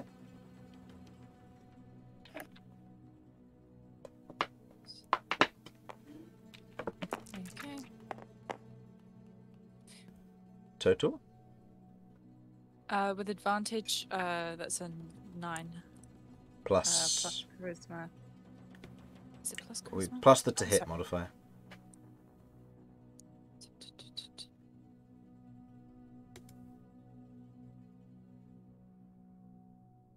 Where the weapon should be, there should be a to hit modifier along the same row as it. Plus 8.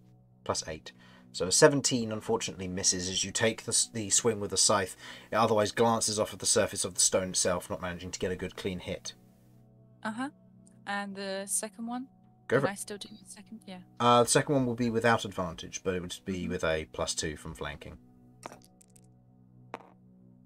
Oh, that is 11 plus 8. Okay. Actually, no, sorry. With the positioning, it wouldn't be with flanking, would it? No, not unfortunately. Okay. So that's a 19. 19. As you otherwise take a swing with the next one, it otherwise cuts into Terrador again, affecting the wooden portion of the leg. Go ahead and make me the damage roll for that, which I believe is 2d6. 6 plus 5. Okay, 13 points of damage as you leave a nice cut and groove through Terrador's leg. Okay. Back to the top of the round. Vinny, please make me a charisma saving throw. Oh, no. And you have the criminal background, don't you?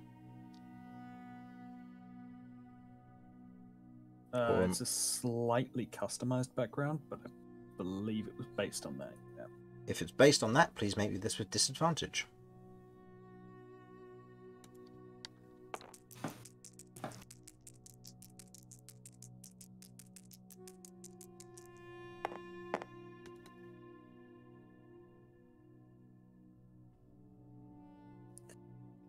That's an 8, I'm afraid.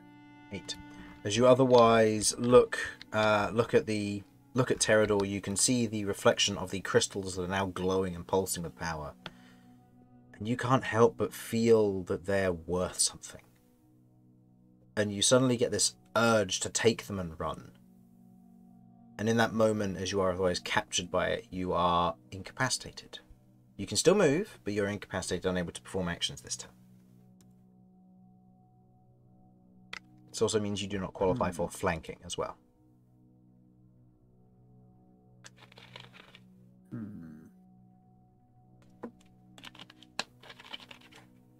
It only lasts one turn, so at the beginning of your next turn you will have to make another save, but you'll succeed automatically at the end of your turn.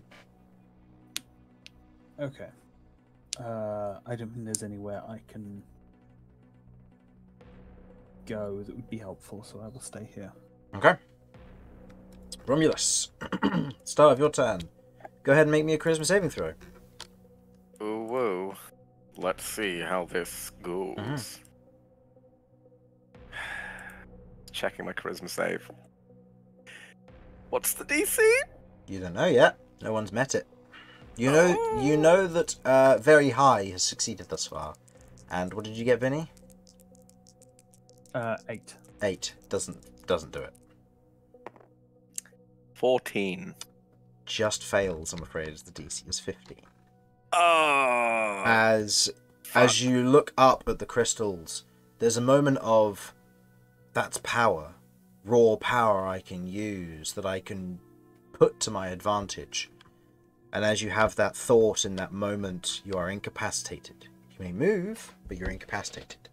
And if you are not attacked or take damage next turn, you will lose your rage.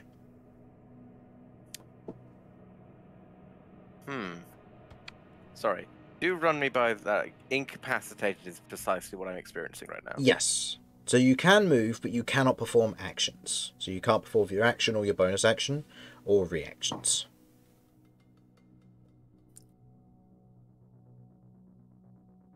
Fuck.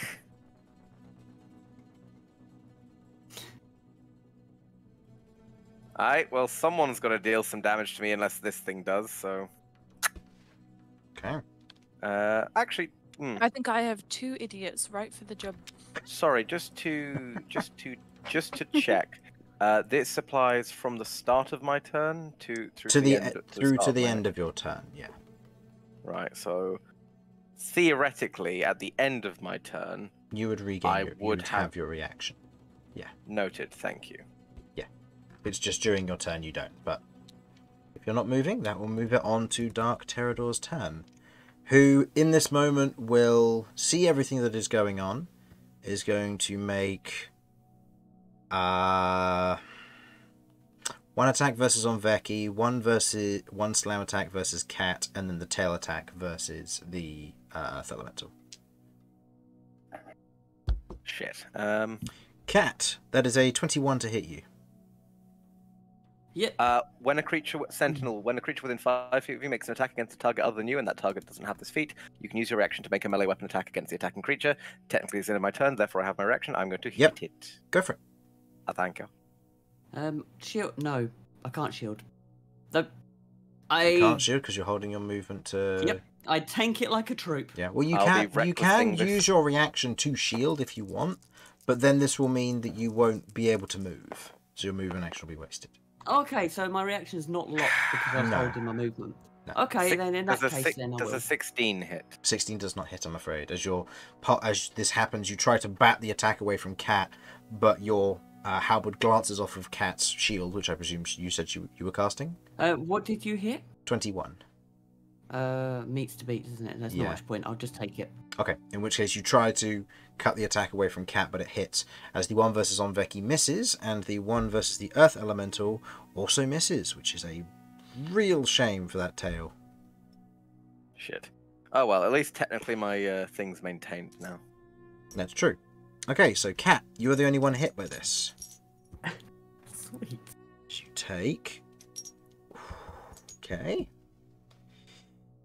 16 points of bludgeoning damage, and please make me a Constitution saving throw for your concentration. I am so glad I got that amulet of health. Oh my god. Mm-hmm. Okay, and a con save. And you're glad you brought Onveki with you, because he's got some solid spells for this. Con save, that is 13. 13. Versus the... How much damage did I say you took? 16? So versus DC of 10, so yeah, you're fine. You maintain concentration on the Earth Summon Elemental. As this happens, you, as a bonus action, it is going to flare its crystals. So, all those of you who haven't...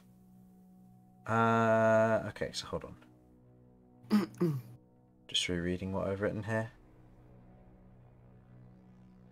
All those of you who haven't made a save thus far or have failed a save, please make me a charisma saving throw. All those that haven't.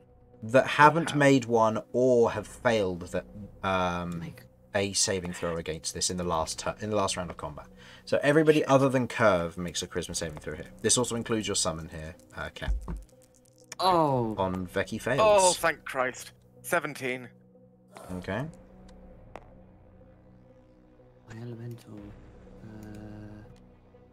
Your elemental has a +3 to this. +3. Okay, so my elemental got 12. I got 17. Okay, you're fine. Your elemental is not. Onveki didn't make it. Romulus, you said you got a 17, so you're fine. And Vinny? 21. 21. Okay, so all of you except for the elemental one on Onveki are unaffected by this. As the crystals flare, there is a moment of... You can tell there's a moment of weakness from this Dark Terrador. It is incredibly weak in its current state. But as it does, you watch as Onveki's eyes glow purple for a moment, begin to crackle and almost strange elemental fire. And Onveki turns to face Cat, hammer held in aggression, as he and the Earth Elemental are now under my control. Oh, come on! Cat, it is your go. Dark Terrador, from what you can tell, is incredibly badly wounded. Okay, and I know that I'm about to clout you with a hammer that's just done a arse ton of damage to Terrador. Yes. Okay, here's... In this situation... A cat needs to end this now. Mm-hmm. Can't cast elemental detonation, that's just blow us all up.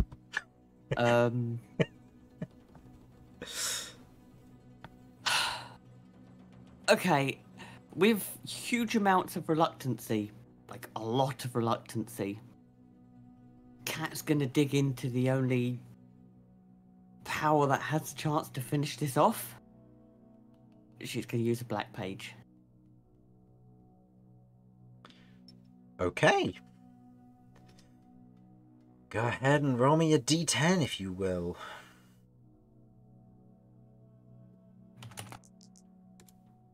As I now have to go and find my list. I hope this was it. Do you say 5? Mm-hmm. Okay, this is just up. Quickly loading itself. Oh, no, this isn't the full version. Okay, let me go and find the full version. I apparently haven't uploaded that correctly. Should be under encounter tables. Yep. So you rolled a 5. Let's see.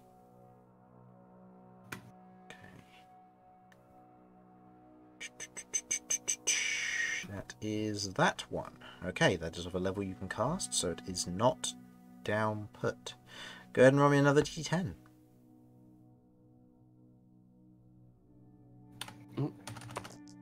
It's a top one. 5. 5. As you reach out your hand in that moment towards Terrador, there is a moment of recollection of this spell. As the black page is torn, you watch as it begins to crackle across your palm and across the back of your hand as you reach out with it. You grab Terrador in that moment, and you watch as Terrador begins to grow weaker and weaker. Go ahead and roll me 3d6, please. 3d6. Okay.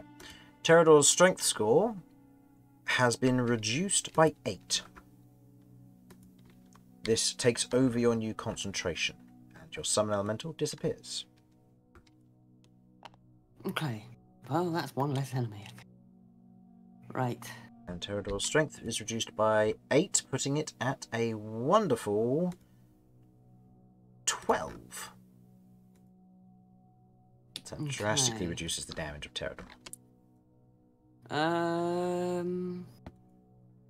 That cast is using my spell. What level was that? 4th. 4th level, okay. Yeah. So go ahead and roll me wild magic, and then you need to roll me 2 wild magics, one for summon elemental and one for this, and then follow that up with okay, neither went off, and then follow and obviously spend that as health. I have just done that. Yep. That's why I asked what level it was. Yep. So okay. I am. I can't move. I was like, I could run around Terrador a bit. No. Becky's about to whop my ass.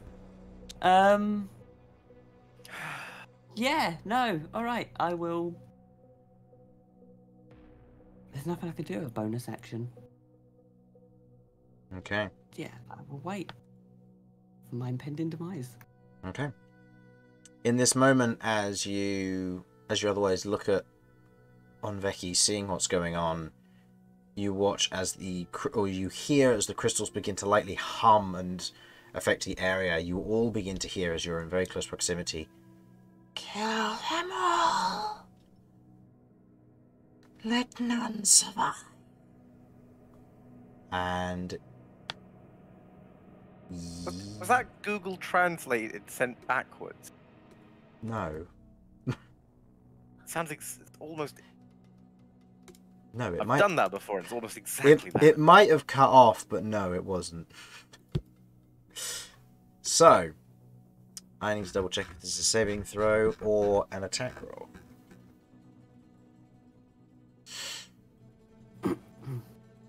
So, Onveki is going to move here.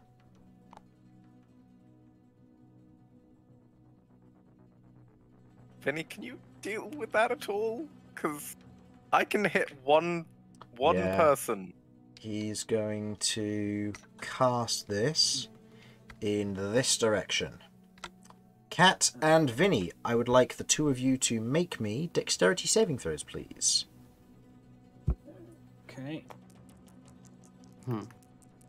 For reference, I don't know if any of you have counterspell. No, only No. okay. Okay. Filch might have it. Filch doesn't have it.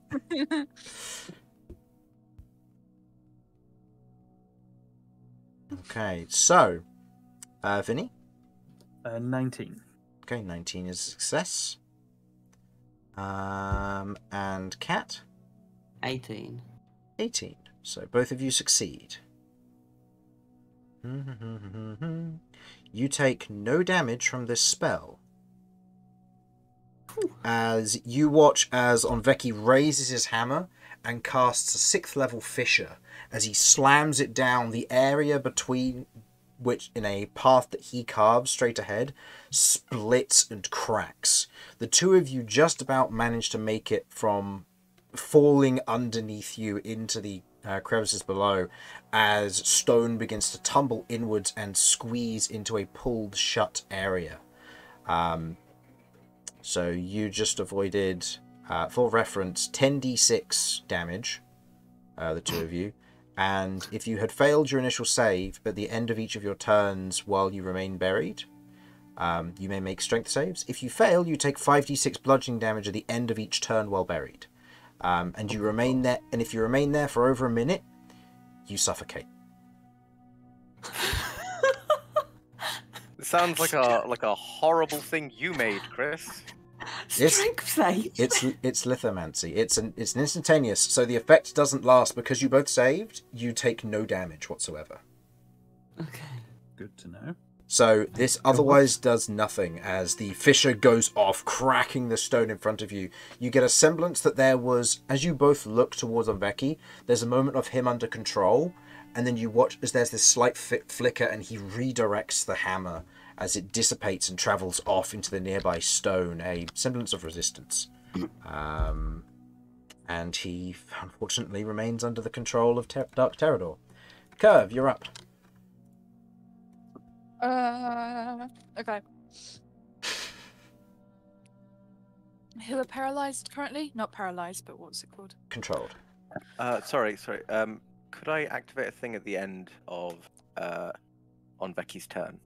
You use your reaction for Sentinel Note, if that matters. I think it probably does. It's always weird because yeah, no, that one does require my reaction. Okay. Yep, I shut up. Nope, that's fine. So Kirv, you're up. Sorry, yes. Was there two people who were paralyzed? Not paralyzed, what the word is. There were two controlled. The summoned elemental has been unsummoned by Cat, though, when she cast another concentration spell. Yeah. So Onveki is still under the control of Terrador, by the looks of it. But you know that Terrador is very weak. Okay. Would I be able to use bonus action to get my two crows to sort of fly sort of just out of reach of at the top of the creature? As sort of a distraction while I Eldritch Blast. Eldritch Blast from melee. You'll have disadvantage on the attack rolls. Oh, my bad. I'll just do Scythe then. Murder. Okay. Do murder. You have advantage on the first attack roll. And remember, if you want to, you did just pick up your Eldritch Smite as well. If you want to dump in extra stuff. Yeah, can do. Yes. I have just also rolled a 19 plus 8. Did you? Yeah, you haven't Hexblade's cursed it because you commanded the crows, so it's not a crit unfortunately, but that is still a hit. Mhm. Did you want to Eldritch Smite or no? I mean, if it's not a crit, then how? It's just it would be 5d8 bonus damage. Might as well. One, it will be one of your spell slots for a 5d8 bonus damage.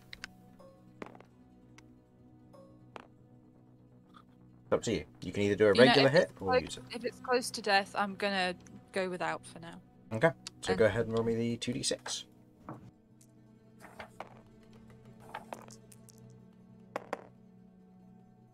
That's 7. Oh, I completely forgot. Can you make me the charisma saving throw at the start of your turn, please, to see if you'll be affected by this?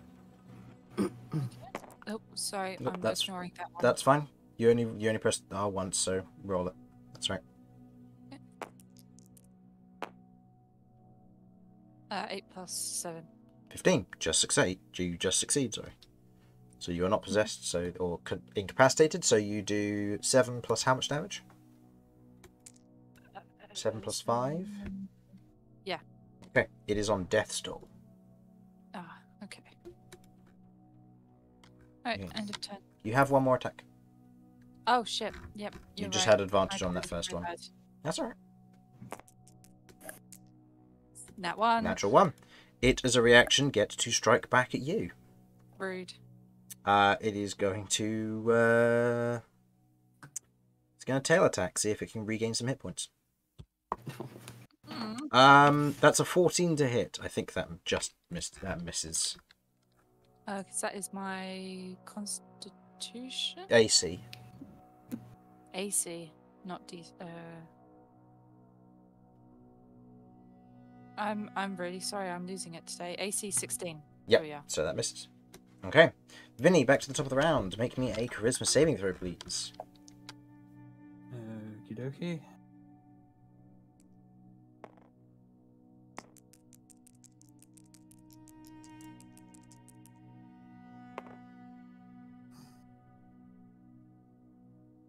That's an 8. 8. Unfortunately, you are incapacitated this turn.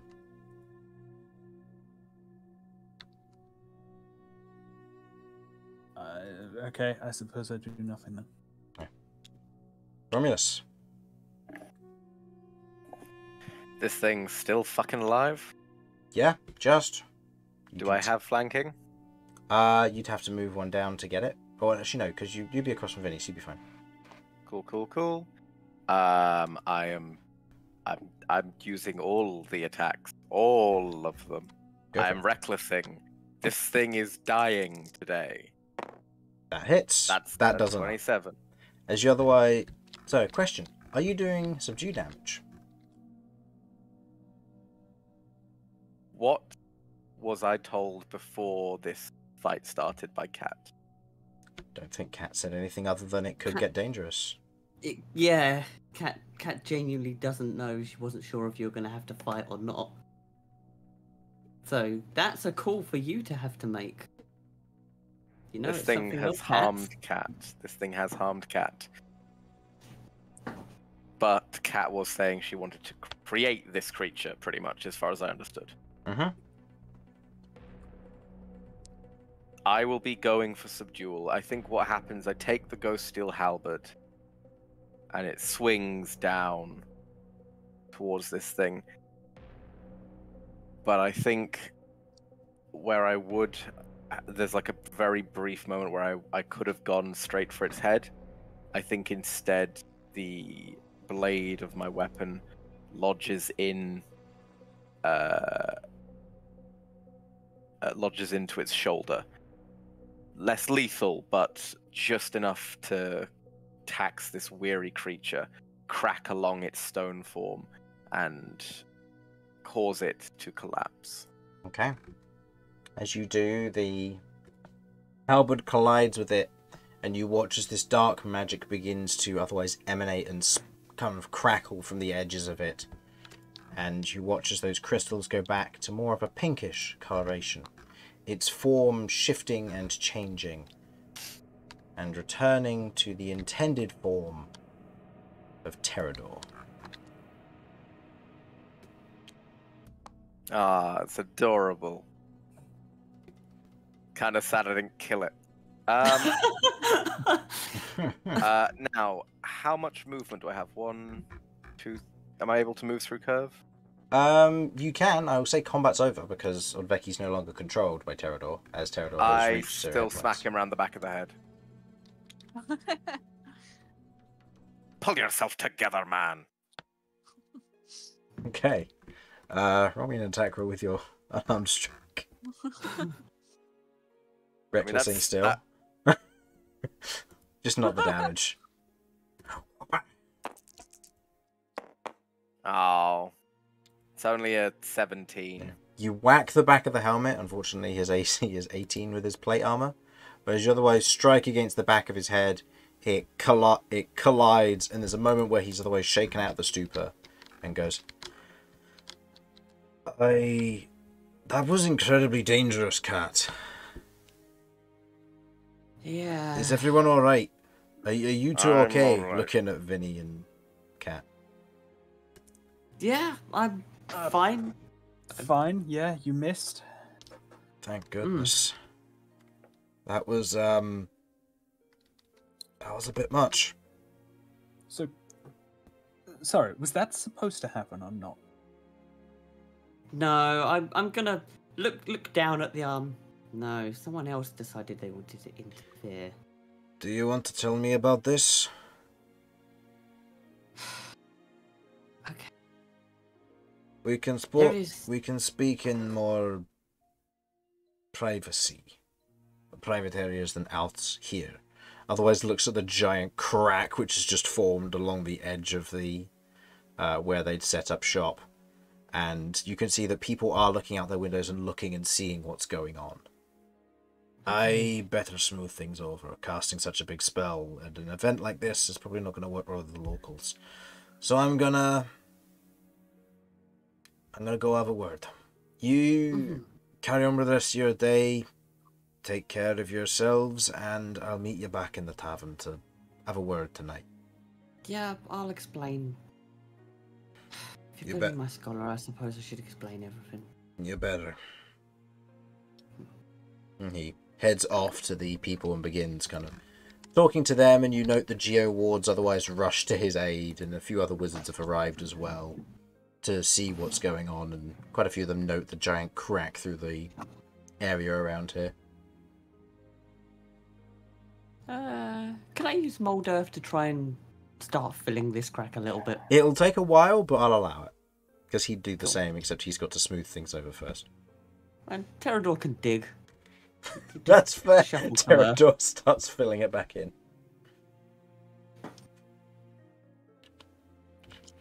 Okay. Since I'm here, I guess I'll help out as well. The shovel. Okay. I beckon Eugene and Filch over, and I just say, "Good job, guys." And I pat their heads. Thank you. Aww. Yeah, I suppose. We did a good job, didn't we? Absolutely.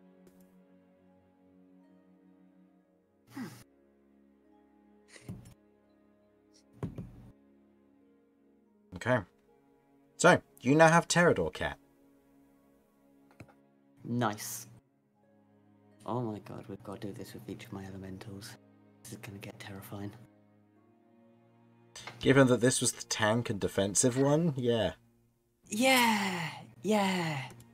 I've got 4 of these. And Onveki was here to do 118 siege damage to it. Yeah. Okay, so just to paint some context for you lot, this is my defensive elemental. I have an assault elemental, a stealth elemental, and I have a fire support elemental. I certainly don't want to be around when you bring about the fire elemental. Alright, Cat. This was very dangerous of you, and I'm incredibly disappointed in you. Okay, when we designed the spell, this shouldn't have happened. This is courtesy of this, gesture into hand. Then you have failed to do proper preparation and research.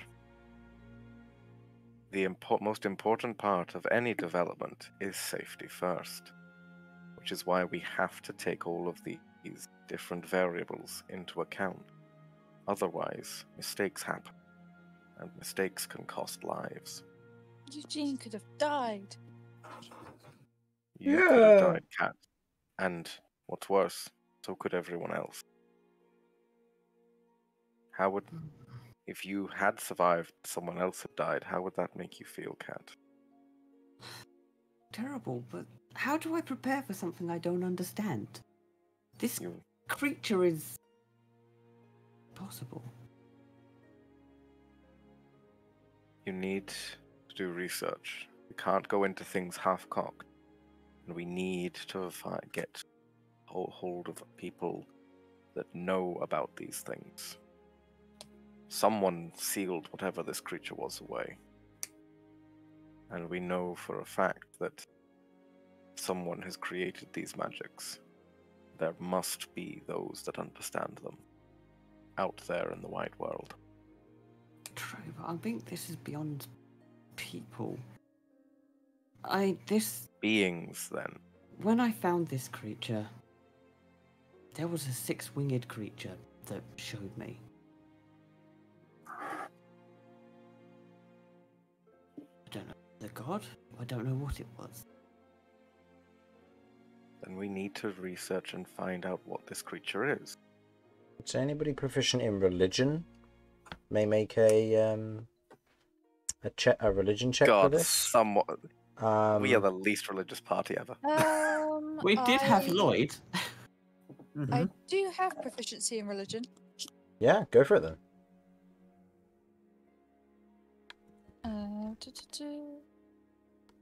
I guess it comes from coming from the hells. I sometimes pay attention. Sometimes. That's a 4. Okay. No. No.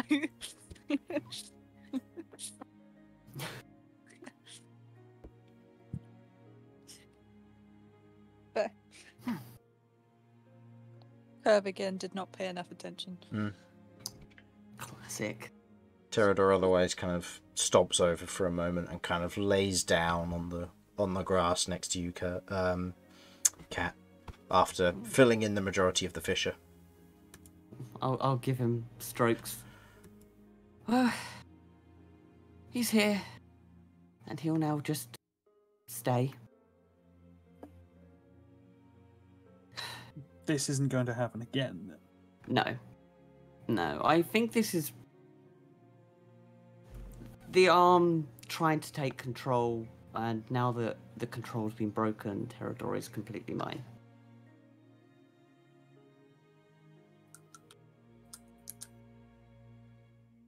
Oh, let's hope.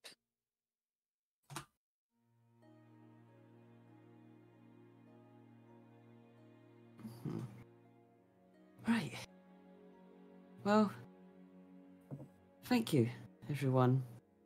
Sorry about that, but I'm glad that I did it with everyone around instead of trying to do it on my own. I'm glad of that as well. I would, if you knew something like this was a possibility, I would have appreciated more warning. In fairness, I didn't think that this would have taken control. I thought maybe it'd want to be knocked down a little bit, but I am 100% sure that that control definitely enhanced his abilities. That wasn't his power. Like in the same way it enhances your abilities. I think so. I don't really know too much how much that relates to such, but from what I get, basically, only stipulating here, but this took control, took control of Terrador, and Terrador got abilities he wouldn't normally have. The whole mind control thing is not an ability he was designed to have. In fact, I don't even think he has it now. No. So, it wasn't so much Terrador we were fighting as much as fighting with myself. Wait, can you control minds? Or not even necessarily control them, but what happened to me? My goals, my desires, the things I'm trying to achieve in this world were twisted against me. Okay. Is that what your arm does, or what you do? Let's go. We'll talk about this at the tavern. I don't feel comfortable talking around all these people. Okay, that's fair enough.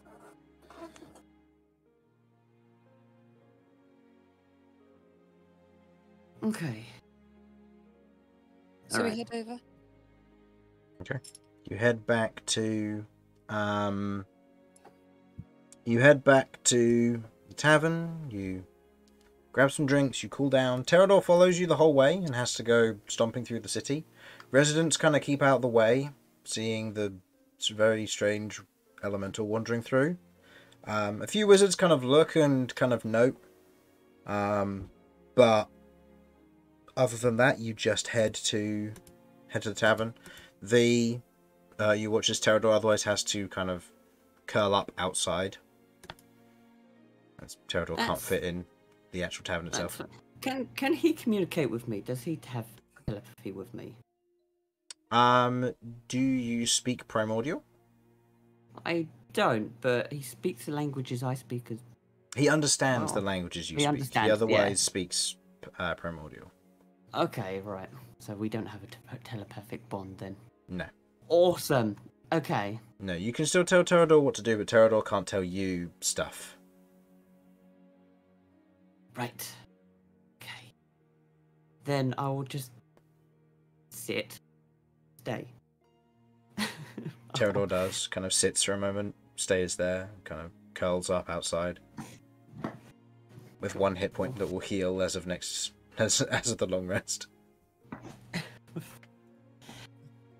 Fair, yeah. Okay. Alright. You'll head inside, gather your drinks.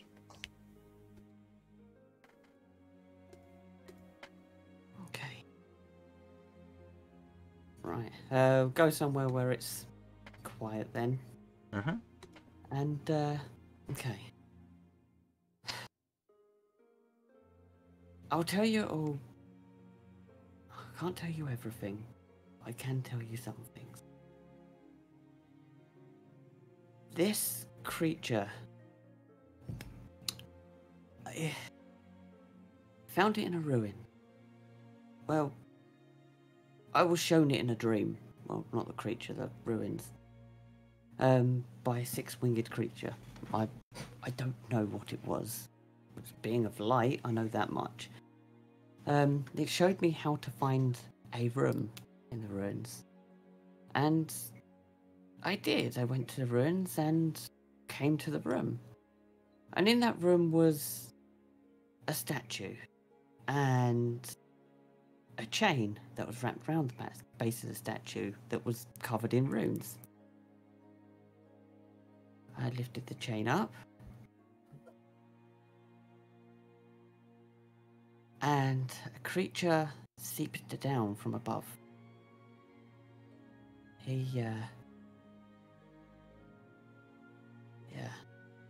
It was imprisoned there, and Cychania was holding it in position.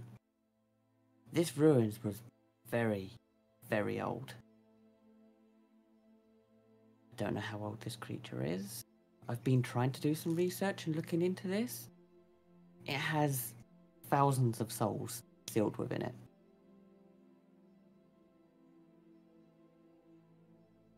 And it's a constant fight. It is constantly trying to take over and break free, and I'm constantly trying to stop it. But I didn't realize the mental abilities of it until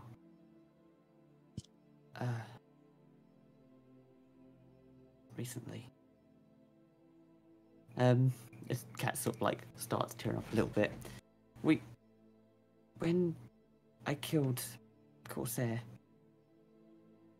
well, it killed Corsair. Either way, it devoured its head. It learned all of its memories, all of his thoughts. Corsair was a good guy. He just wanted to protect his family. He lied about the gold, but wasn't for malicious purpose. He wanted to help his family start a new life.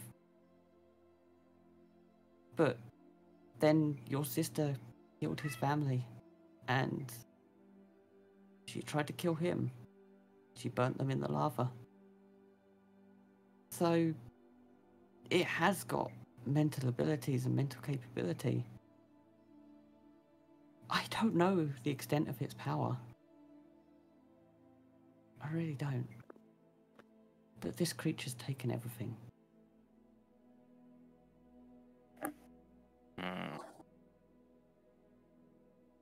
It's...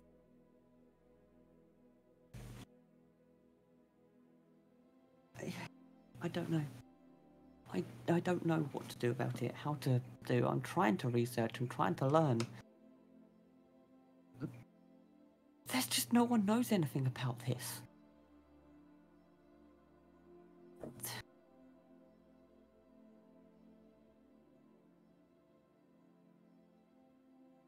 I mean, I have an idea. Maybe there might be some information at the ruin.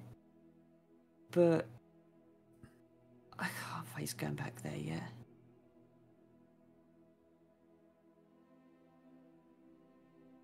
We'll have to face it eventually, but you won't face it alone. Kirv, look, I'm going to be honest with you. I'll shove my ghost steel halberd up your arse if you don't keep shut at the moment, alright?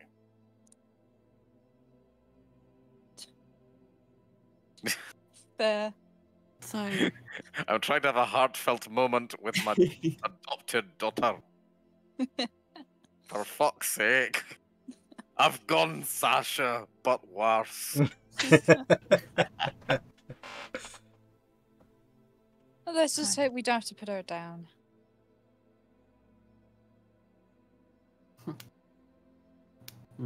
I think you see Romulus grow to greater height without using Giant's Might, and it's just no one is anyone down. Am I absolutely clear?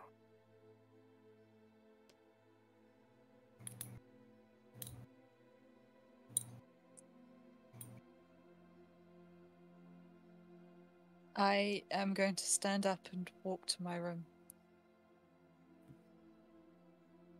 Fair enough. Like, my whole thing is being That was cool, though. overprotective. That was cool. To be fair, he did say he was going to turn us to feather dusters. And I meant it. Right. You won't face it alone. And more importantly, you don't have to do this immediately. It's dangerous and we need to be careful with what we decide to do.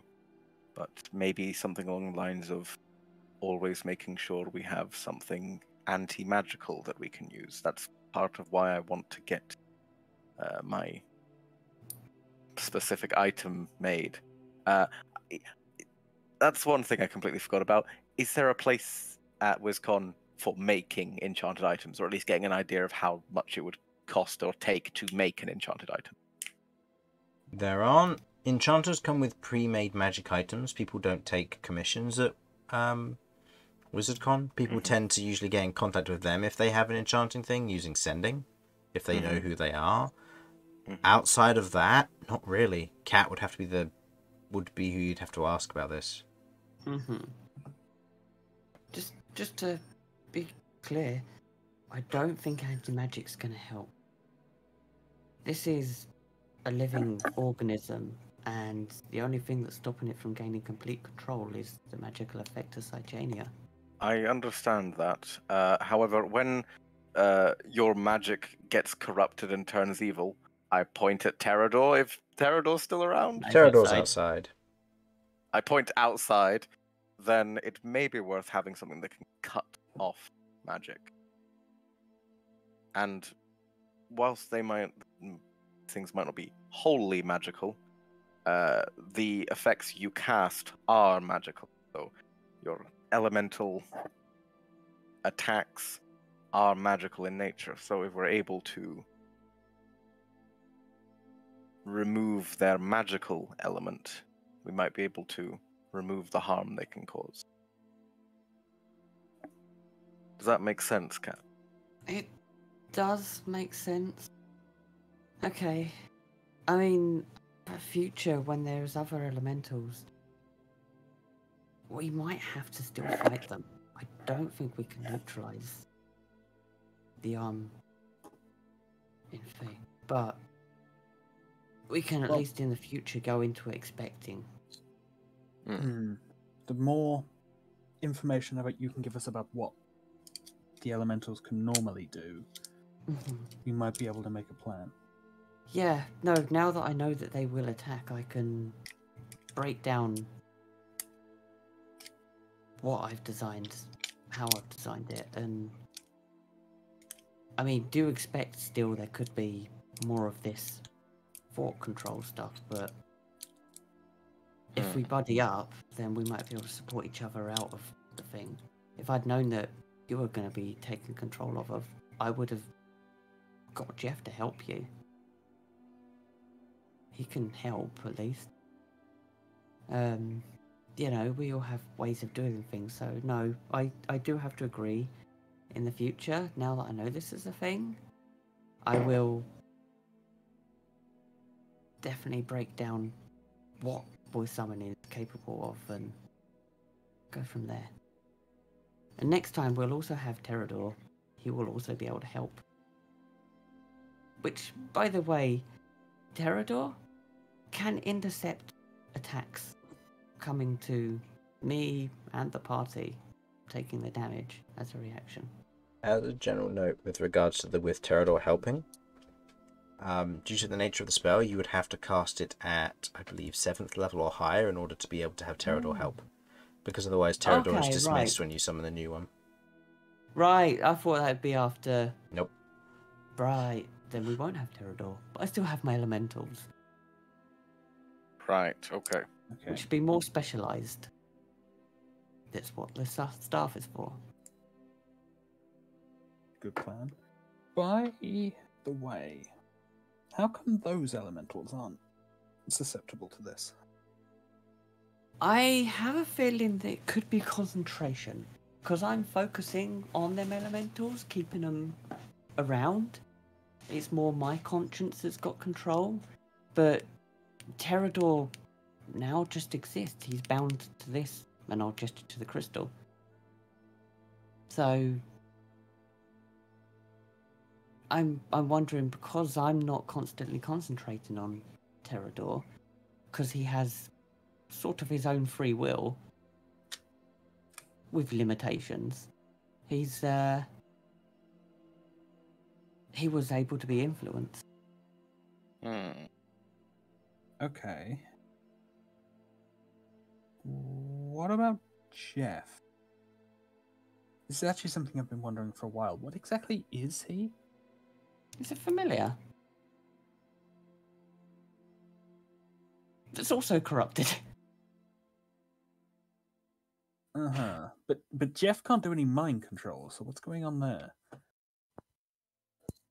I don't know. Jeff he's not corrupted like Terrador was, where initial summoning created some degree of control to the arm. Jeff's possession or control or takeover corruption was a separate entity. It was some slime that had escaped that I'm assuming Jeff tried to eat.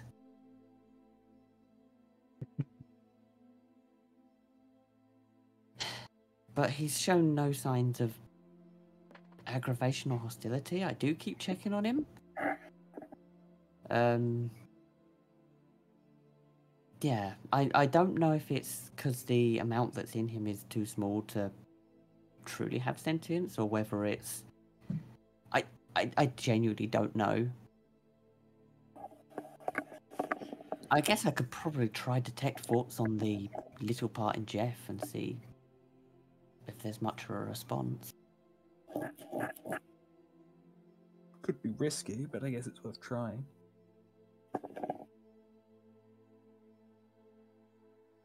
So, we're going to need to find out more about this temple, right? Yeah, the ruins. Okay, well...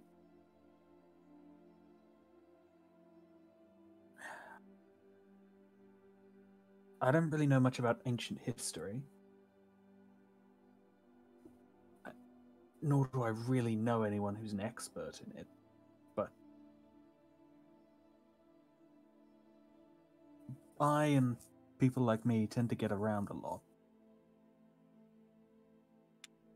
I do have a few contacts still. I could start asking around, see if anyone knows anything about that sort of thing. Did you happen to get anything identifying about it? There There are runes on Sicania, right? There were, yes. But they disappeared when I removed Cychania. But then they reappeared when that creature saw us in the mountain and he touched her. So I think they're still there. But I don't know how to activate them unless they're just passively active, which is what's enabling me to remain in control to some extent. So at this point, Onveki walks back in and kind of sits down at the table, which currently during this time of the day is very quiet, but otherwise sits down at the table. I assume you're going through what's happening? Yeah. And I'll give a quick brief breakdown of what you said to Becky. So, what do you want me to do? Don't know. I don't know what to do, how to control anything like this. I mean, have you come across anything quite like this? Can't say Just I during have. Cychania? No. Artifacts, and as much as I may dabble in history, artifacts and ancient creatures aren't my purview. I know people who are. Contacts of mine. I can try and see if they'd be willing to help. But I'll say this, if I do, they'll be wanting more information from you. Quite possibly a personal visit so they can have a little pry. I know some of them can be a bit eccentric and a bit difficult to handle at times, so I don't know how... Invasive might be the wrong word. I don't know how they'll handle it.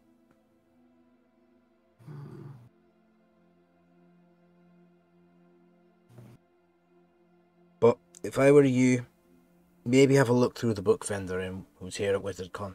They might have something that might help you. That's all I can say. Okay. I've managed to calm down the locals, and you did a good job otherwise smoothing the area over. And I've let them know what happened, that there was a elemental causing trouble outside of town, and we've managed to subdue it. Something went wrong with losing control of it and such. They're not happy, but I'm probably going to have to stay in town and sort that out, but for the time being, it'll be okay.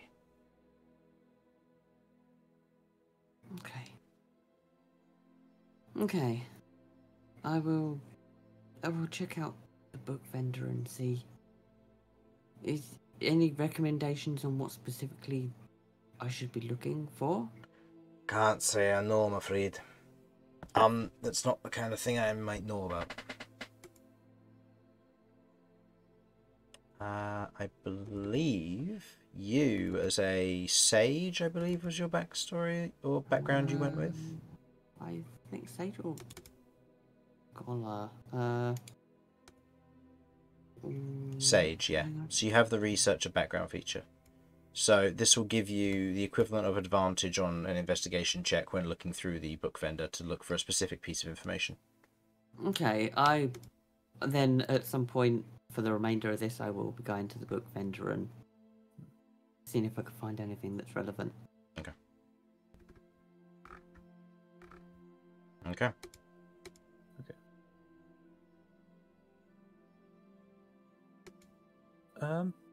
Oh, one other thing. Mm-hmm. I know you're not looking to return to the ruins anytime soon, but do you remember where exactly they were? Hard to forget. Yeah, I remember exactly where they were.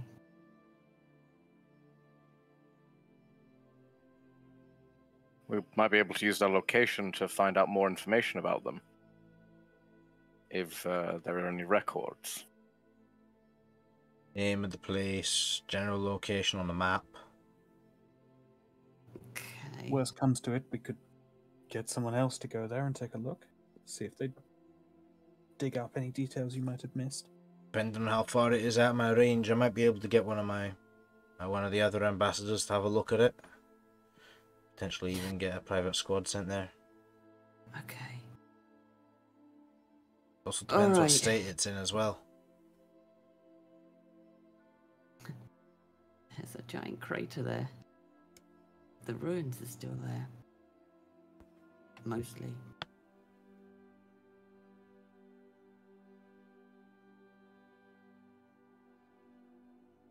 Yeah. I mean, there is someone I think I might know that could help, but I'm not ready to face him. And I don't know how he's going to react. I don't suppose this is an individual that I am familiar with, is it? Yeah, the last of my family. Pell? Wait, was it Pell? No, that's That's the other guy. That's the other guy. Yes. I'm sorry. It's all horribly intertwined. The guy with the chains. That's also Pal. Wait, that one was Pell? Shit, I thought that one was I thought that was Grimclaw that was Pell. No. No, Grimclaw that had the chains. Okay. Let me double check. I think you're right with Grimclaw being the one who has the chains, but That was Pell. I'll be honest. This could. Oh, was this Fleethoof? Fleethoof? Yeah. Oh yeah, yeah. Thamar. wait, you're His related granddaughter. you're Thamar's granddaughter. Hmm. Yeah, it just gets better and better, doesn't it? This complicates things. In what specific way? I'm sure you're correct, but There are people looking for you. I'm aware. That's why I've hidden my name. Makes sense. A lot of answers to a lot of questions. He's probably gonna want to know what happened to his daughter. He's not the one looking for you. What? Who's looking for me?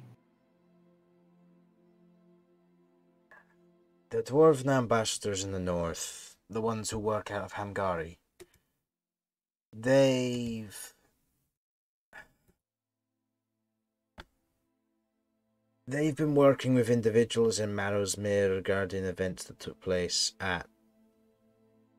You mentioned a crater. Is this in relation to Lotus Dorn? Yeah. The village of Silverthorn. Yeah. We don't know why or what happened there. Now I can hazard a guess, gesturing to your arm. Yeah. They're looking for answers. Anything and anyone. No bodies were recovered. No. And I think I know where the bodies are. It looks down. You, as far as we're aware, are the last surviving person. We didn't know you existed, but Hamgari was looking for anybody. Anybody under the Fleethoof name. The MR has been otherwise dealing with it and saying that he knew one was out there. But he's clammed shut.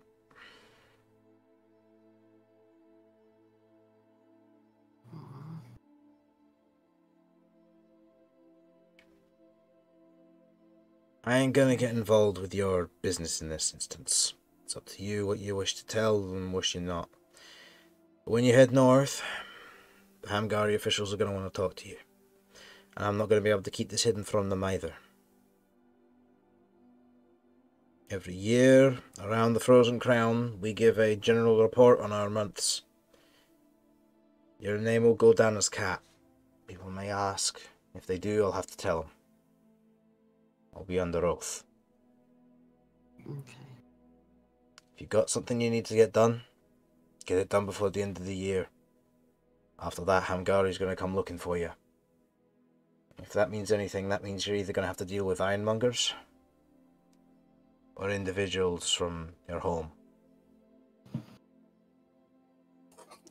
If you go there sooner on your own terms, it'll come across better.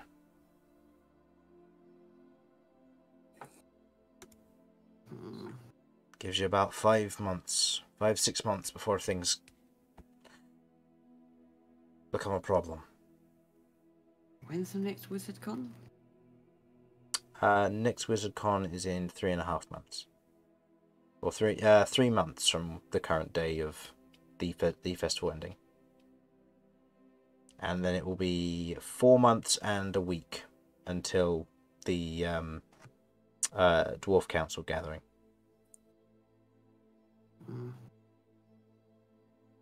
Alright, at some point soon, I guess we're gonna have to. I know it's going to be tough. Get what information you can. I'll do what I can to get what I can get information on this, but this is dangerous, Cat. You should seek help from those who can offer it. If Theamar knows you exist, it's quite possible it's quite possible he might have a way to help you.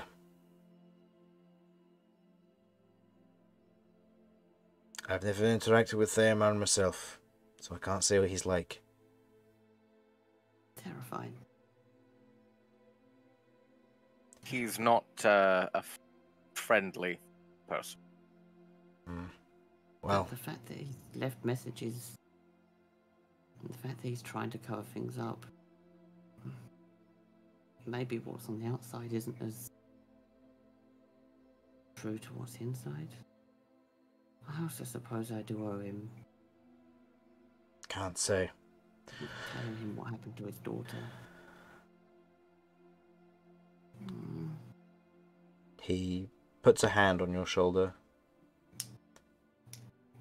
None of this is your fault.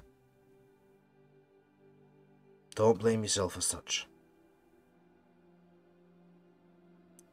What you need to do, looking at you now, Romulus, is make sure that this is dealt with. If this thing is more powerful than you, if this thing is taken over, then you need to become more powerful to bite back.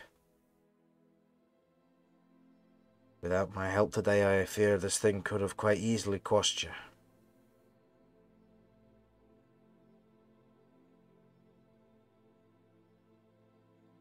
Possibly. Luckily, we won't know for certain. We'll do what we can to make sure this doesn't happen again, and if it does, we'll make sure to be ready. Isn't that right, everyone?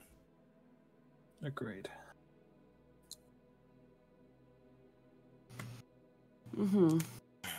Well, if there's any information you need to get, you know where to find me. I'll do what I can. I appreciate that. I understand this is a tough thing. People go through similar things, and adults will often tell you what you should be doing with your life. Tell you that you should trust it to an adult and that it's their responsibility. You know 4th tier magic and are making your own spells. You're in a scholarship at the age of 12 or 13. You're skilled in the magic arts of runesmithing, an ancient craft. You're friends with a Minotaur of runic magic and brutal strength. A tiefling of good moral guidance, kind heart, and from what I can tell, silver tongue. And the other tiefling who may have not necessarily your best interests at heart, perhaps, but still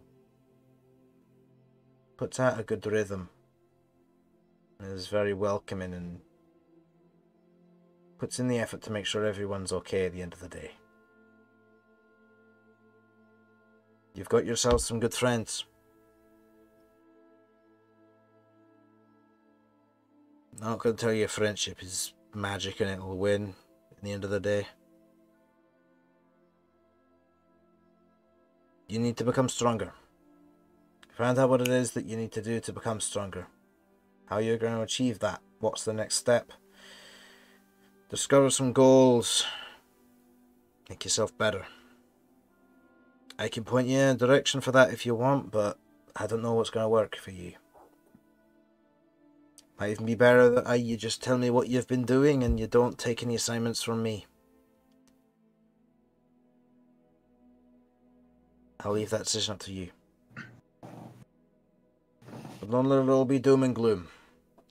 You got the rest of Con to watch and go and have fun, enjoy the events. Relax as much as you can. Once this is all said and done,